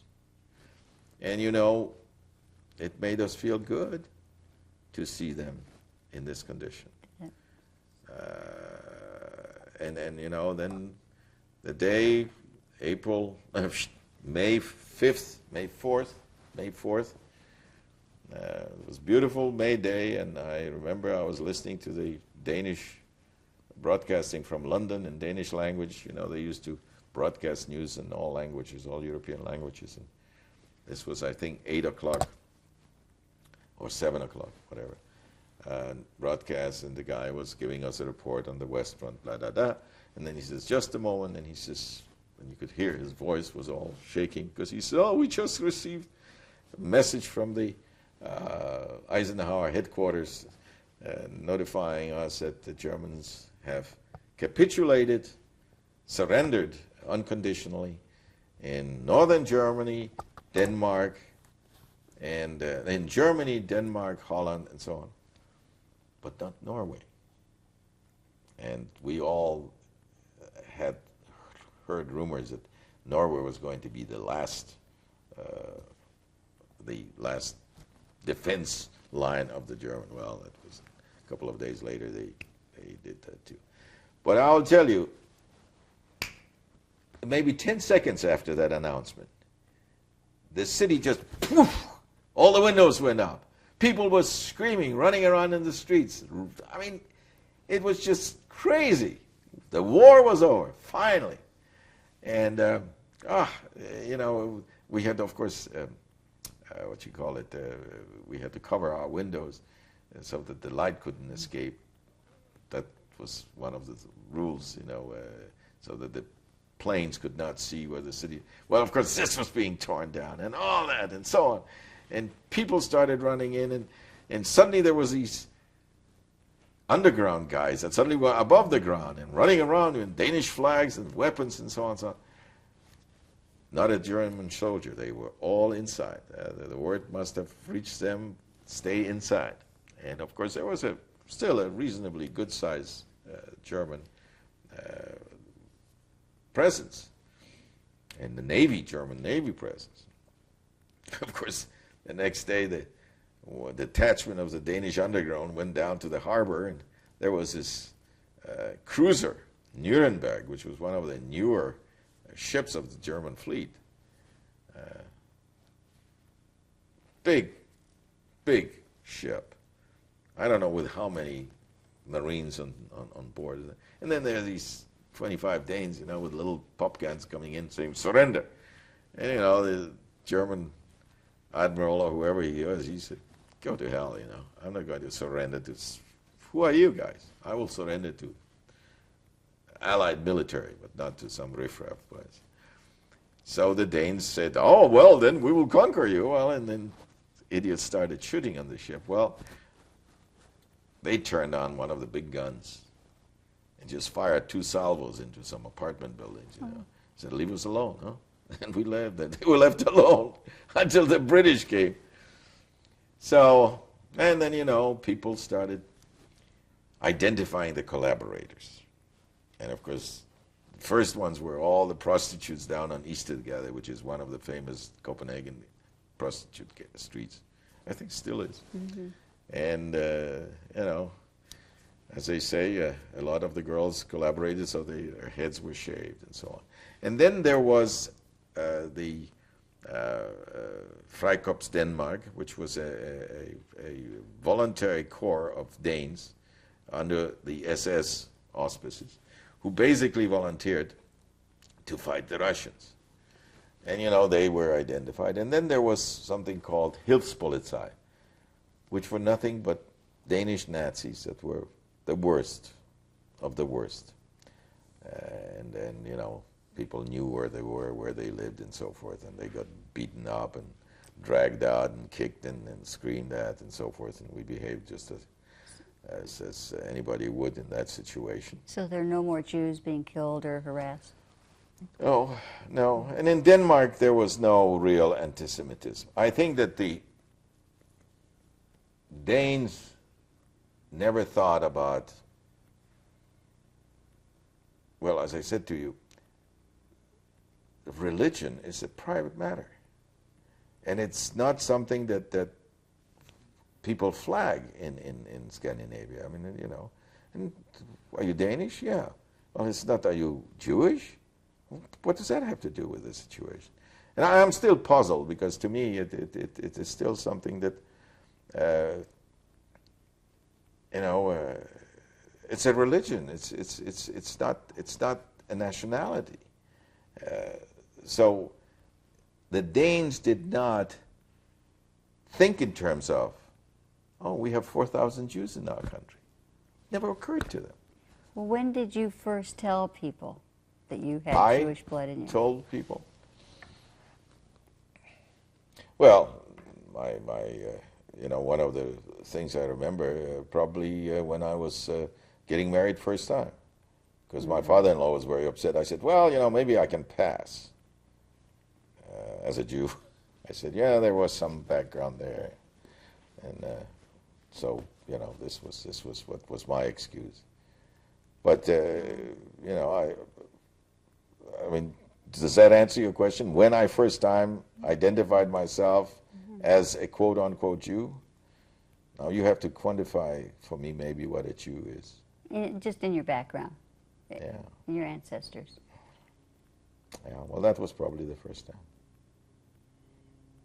And when you went back to Poland, how did you see the Poles treating Jews when you went back to visit the first time? No, I didn't. Of course, I was aware of the pogrom that had taken place in Katowice. I think it was Katowice. And that was what, in 48, 49. That this was, I mean, the very few Jews that were left were not visible. And where I went, when I was going back to Poland, I was going back to Poland on business. I was visiting my relatives. And certainly, I have a cousin who is You know, again, my bio father's daughter, and I can show you the photograph of her grave, and she's buried in a Catholic cemetery, and she has always been, all her life, been a good Catholic. Her brother lives in Spain. He will say to you, don't screw me up and start talking to my children about any of my grandfather parents. That's neither here or there. As far as they are concerned, they are not even Zuckerwars, they are Zandlers, and they are good Christians. Now, I wonder how the kid, who is now probably around 35, would feel if I would suddenly call him and say, you know what, let me give you the good news. Your dad came from a family that is Jewish. Now, his father feels that that would be harmful to him, that this would do something emotionally. I mean, I for a long time believed that, you know, it was better to be Danish than Polish. And I hear even today in Sun Lake City, well, you know that Jew, the watchmaker. Well, I guess that's how we are in our society, you know, that Pole, or that Polak, or that Dane, or that Dumkov, or what. So, you know, maybe my cousin has a point.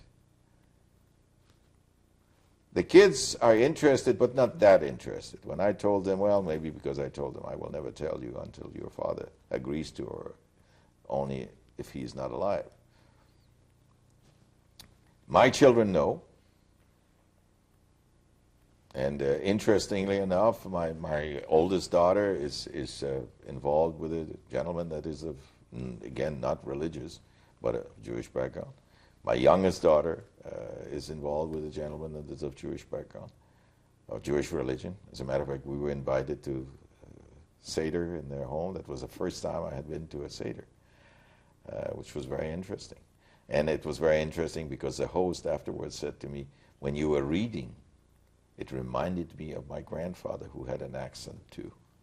We're at the end of this tape. This is good.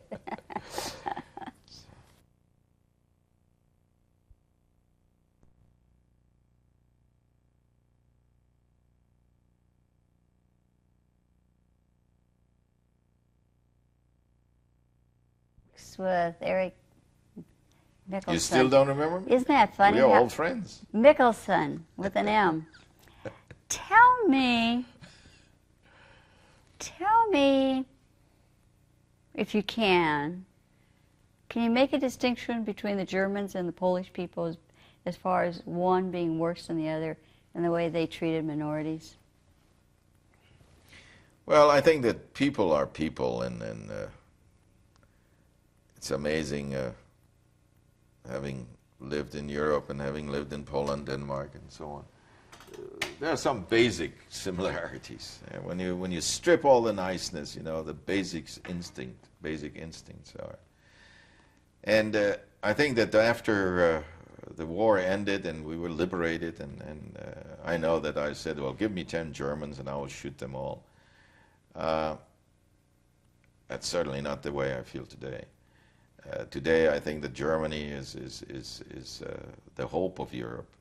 That the generations that have followed, in other words, my children's generations, and maybe even my generation, are not militaristic, not interested in expansionism, that they are the strongest and the richest European nation. And thank God that the French and the Germans have finally agreed to collaborate, because otherwise Europe would be a mess. Now the Poles, as I said, I think before, and I always think about Poles, people are romantic. Poles are romantics. Poles are very patriotic. They are sometimes melancholic. They have suffered a great deal, but they have survived as a solid nation that monoethnicity of Poland is very unusual. And that's a very strong core. See, the Czechs are different. The Czechs are much more multi-ethnic. The Czechs have been willing to, during the in-between wars, to become a much more civilized and economically advanced nation because of their tolerance, of their ideas that are so common in the West and not necessarily that common in the East, talking in terms of the European theater. So, you know, the Poles had tough life and very few moments of liberty and democracy. That's kind of something that you can't really eat. Yet I think that today, when you look at today's world, I think that, well, we know that Wałęsa is an anti-Semite. He has made some remarks. But is he? Or is it just that, hey, that's the way we are. You know, we tell Jewish jokes. They're funny. Nothing more than that. Believe me, I wouldn't want to be a Jew in Poland. And there are not that many left. And those who are there are kind of, you know, having a problem. And I, in my own little way, I'm putting a great deal of blame on the Catholic Church. The Catholic Church still doesn't want to come across. It is still a wishy-washy statement that we Christians have had a problem with the Jewish faith. We Christians, hey, you leadership, stand up and face it, what you have been teaching, what you have been standing, what your cardinals have been saying, and all the nonsense that you're spreading in the world, knowing that the biggest problem we have, that's overpopulation. So, hey, Pope, wake up. You get me on my soapbox, and my wife said to me, one thing, don't start on that. But I don't think that the Poles are better or worse than the Germans. I think that the Germans are a disciplined, civilized group that, hey, if I were a young German in 1934, without a job, without any hope, having been, you know, and suddenly I had a leader that told me that I am das Herrenvolk, that I am superior to everybody, that my nation has a place, that da-da-da. Gee, wow, I would be out there too and doing that or this or whatever you had to do. And this was it. He gave the German people hope. And I, you know, that's not the way I felt. But I understand today very well why the Germans embraced Hitler. And, you know, this is a sad thing. But Hitler, if Hitler had confined himself to Germany, even to the extent that he would have kicked all the Jews out, Hitler would be one of the nations, I mean, the Hitler nation would be a very successful nation. But he got carried away. He developed these racial ideas about, you know, how they were going to exterminate all the Untermenschen and create das Herrenvolk and so on. So, now the Poles, you know, as I said, have been through so much and have been under such a great influence of the Catholic Church. Because remember, it's the masses of the Poles are not very well educated. I don't know now, but I mean then. Mostly were small farmers and blue-collar workers and so on, and there was a intelligentsia and so forth, and then the intelligentsia was a little bit fascistic when you read some of the attitude and some of the laws that were passed in that same.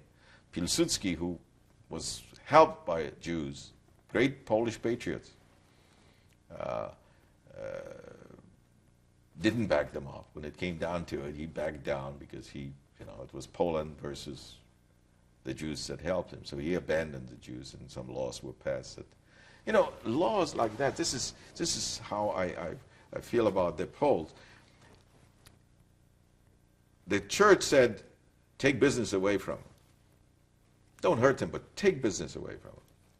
Don't associate with them. They are sick. They are perverts. They are the worst. The government said, yeah, okay.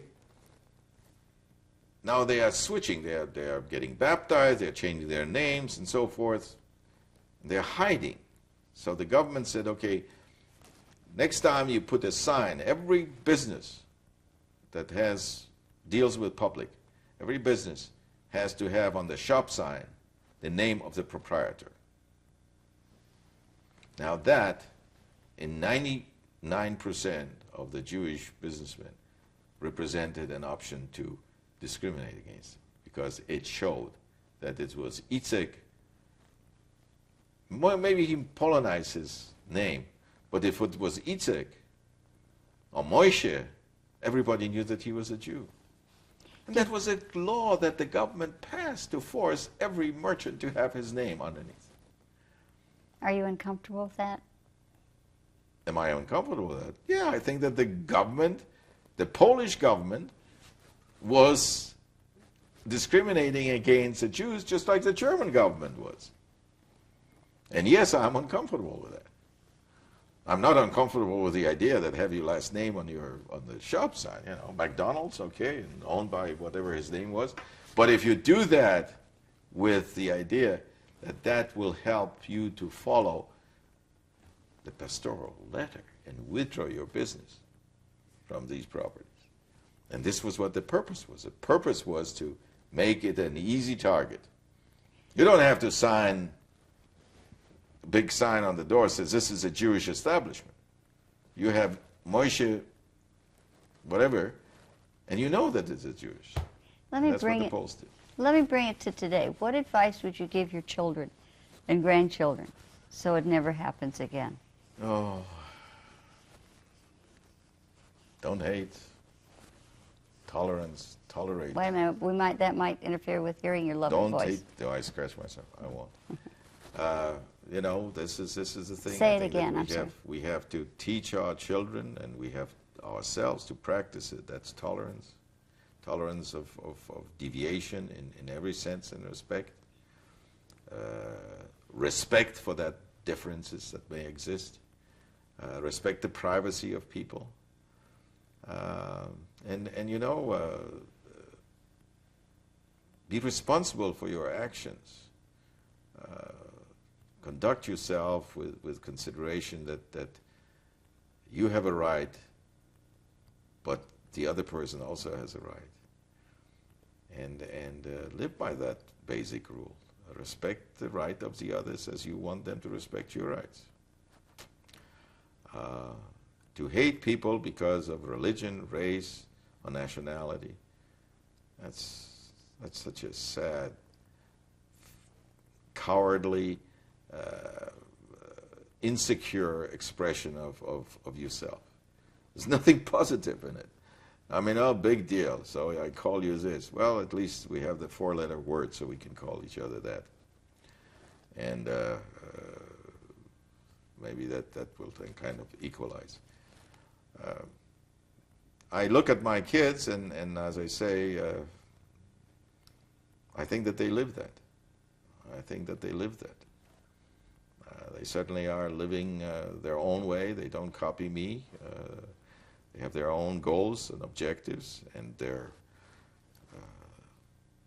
you know, it's very interesting when you have lived. My children have all been raised in the Bay Area, California.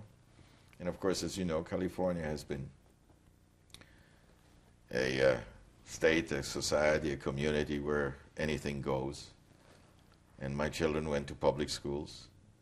The high school that my son and my daughters went to, 4,000 students. They were a minority.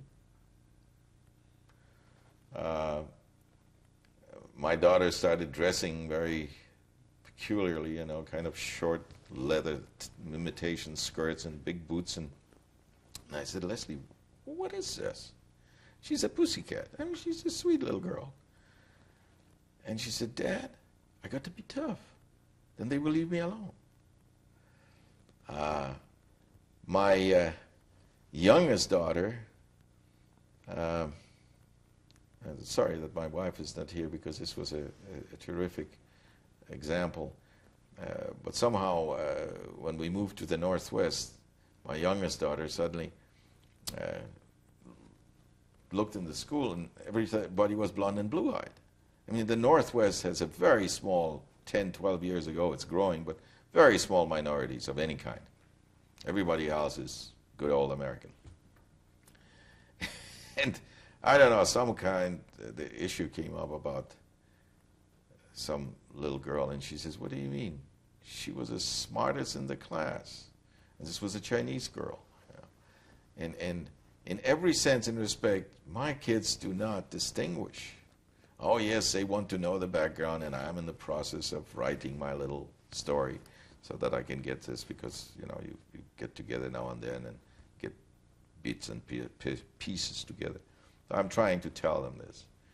And I'm also learning about myself. I mean, this is probably one of the most fascinating aspects of that I am growing on the basis of these experiences I have had. I am undergoing a change in how I feel about certain things. And I'm not completely liberated, but I'm getting there.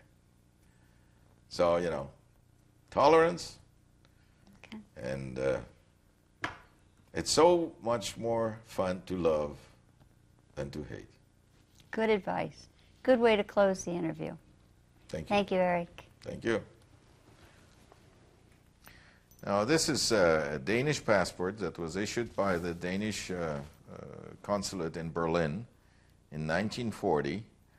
And this is the very first document that puts me together with Helena Mikkelsen as her son. I am identified as a child of hers, which again was not really factual, but that was what was done. Okay, thank you. Tell us who these people are, when it was taken, and Well, the year. these pictures were taken probably around the turn of the century. It is my grandfather, Jacob Zuckerwar, and his wife, Justina, born Krieger. I never saw him. He died before I was born. I met her once when I was a very little boy. She died, I think, in 1931. Where was this taken? And this picture is taken in Warsaw. Okay, thank you. Ready, Erik? All right, the lady on the right is Maria Józefa Cholik, my birth mother. And she's there with a niece of hers.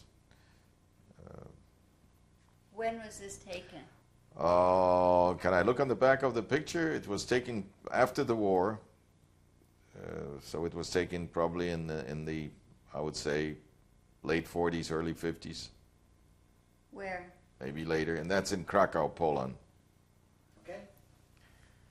Okay, tell us about this picture.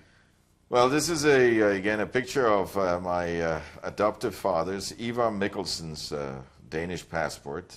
This passport was also probably issued in around 1940. And this was a document that was helping him to help his relatives in Poland.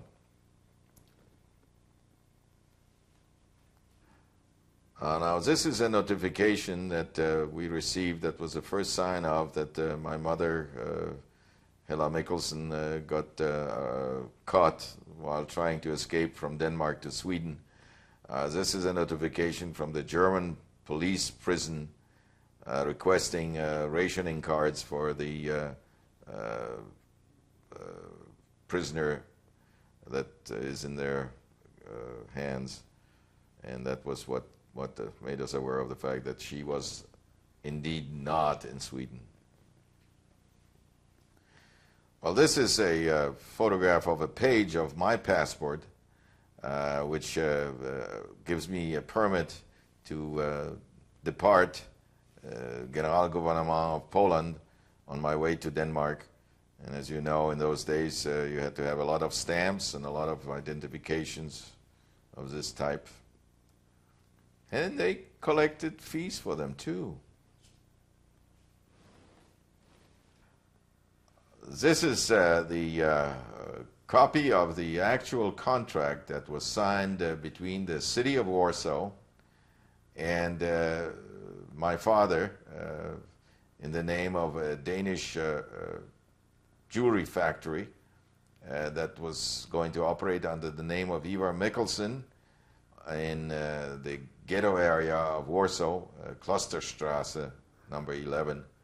And this was signed in, whoops, I don't see the date here. 40, definitely. And it gives a detail. As a matter of fact, yes, he prepaid the rent. The amount was 12,000 zlotys monthly.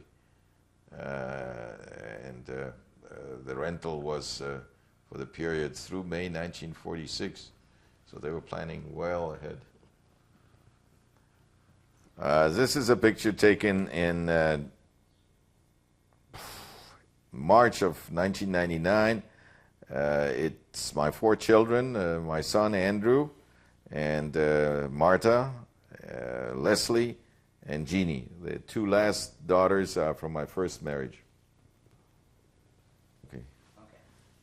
Their proper names, to start from the left, is Andrew ERIK MIKKELSEN, Marta Britt Mikkelsen, Leslie Kay Mikkelsen, and Jean Dorothy Jirina. She's the only one that is married. This is a Christmas picture from 1998. And starting from left, my daughter Leslie Mikkelsen, my son-in-law Bob Jirina. In front of him, my daughter Jean, my wife Sally, Bob's son from first marriage, Michael, my grandson Cole Jirina, myself, my daughter Marta, and my son Andrew ERIK Mikkelsen. Is it big? This is myself and my wife Sally Burns. And this picture is taken in 1999 spring. And this is Cole Andreas Jirina, my grandson, son of Bobby and Jeannie Jirina. He is going to be 6 years old in June 1999.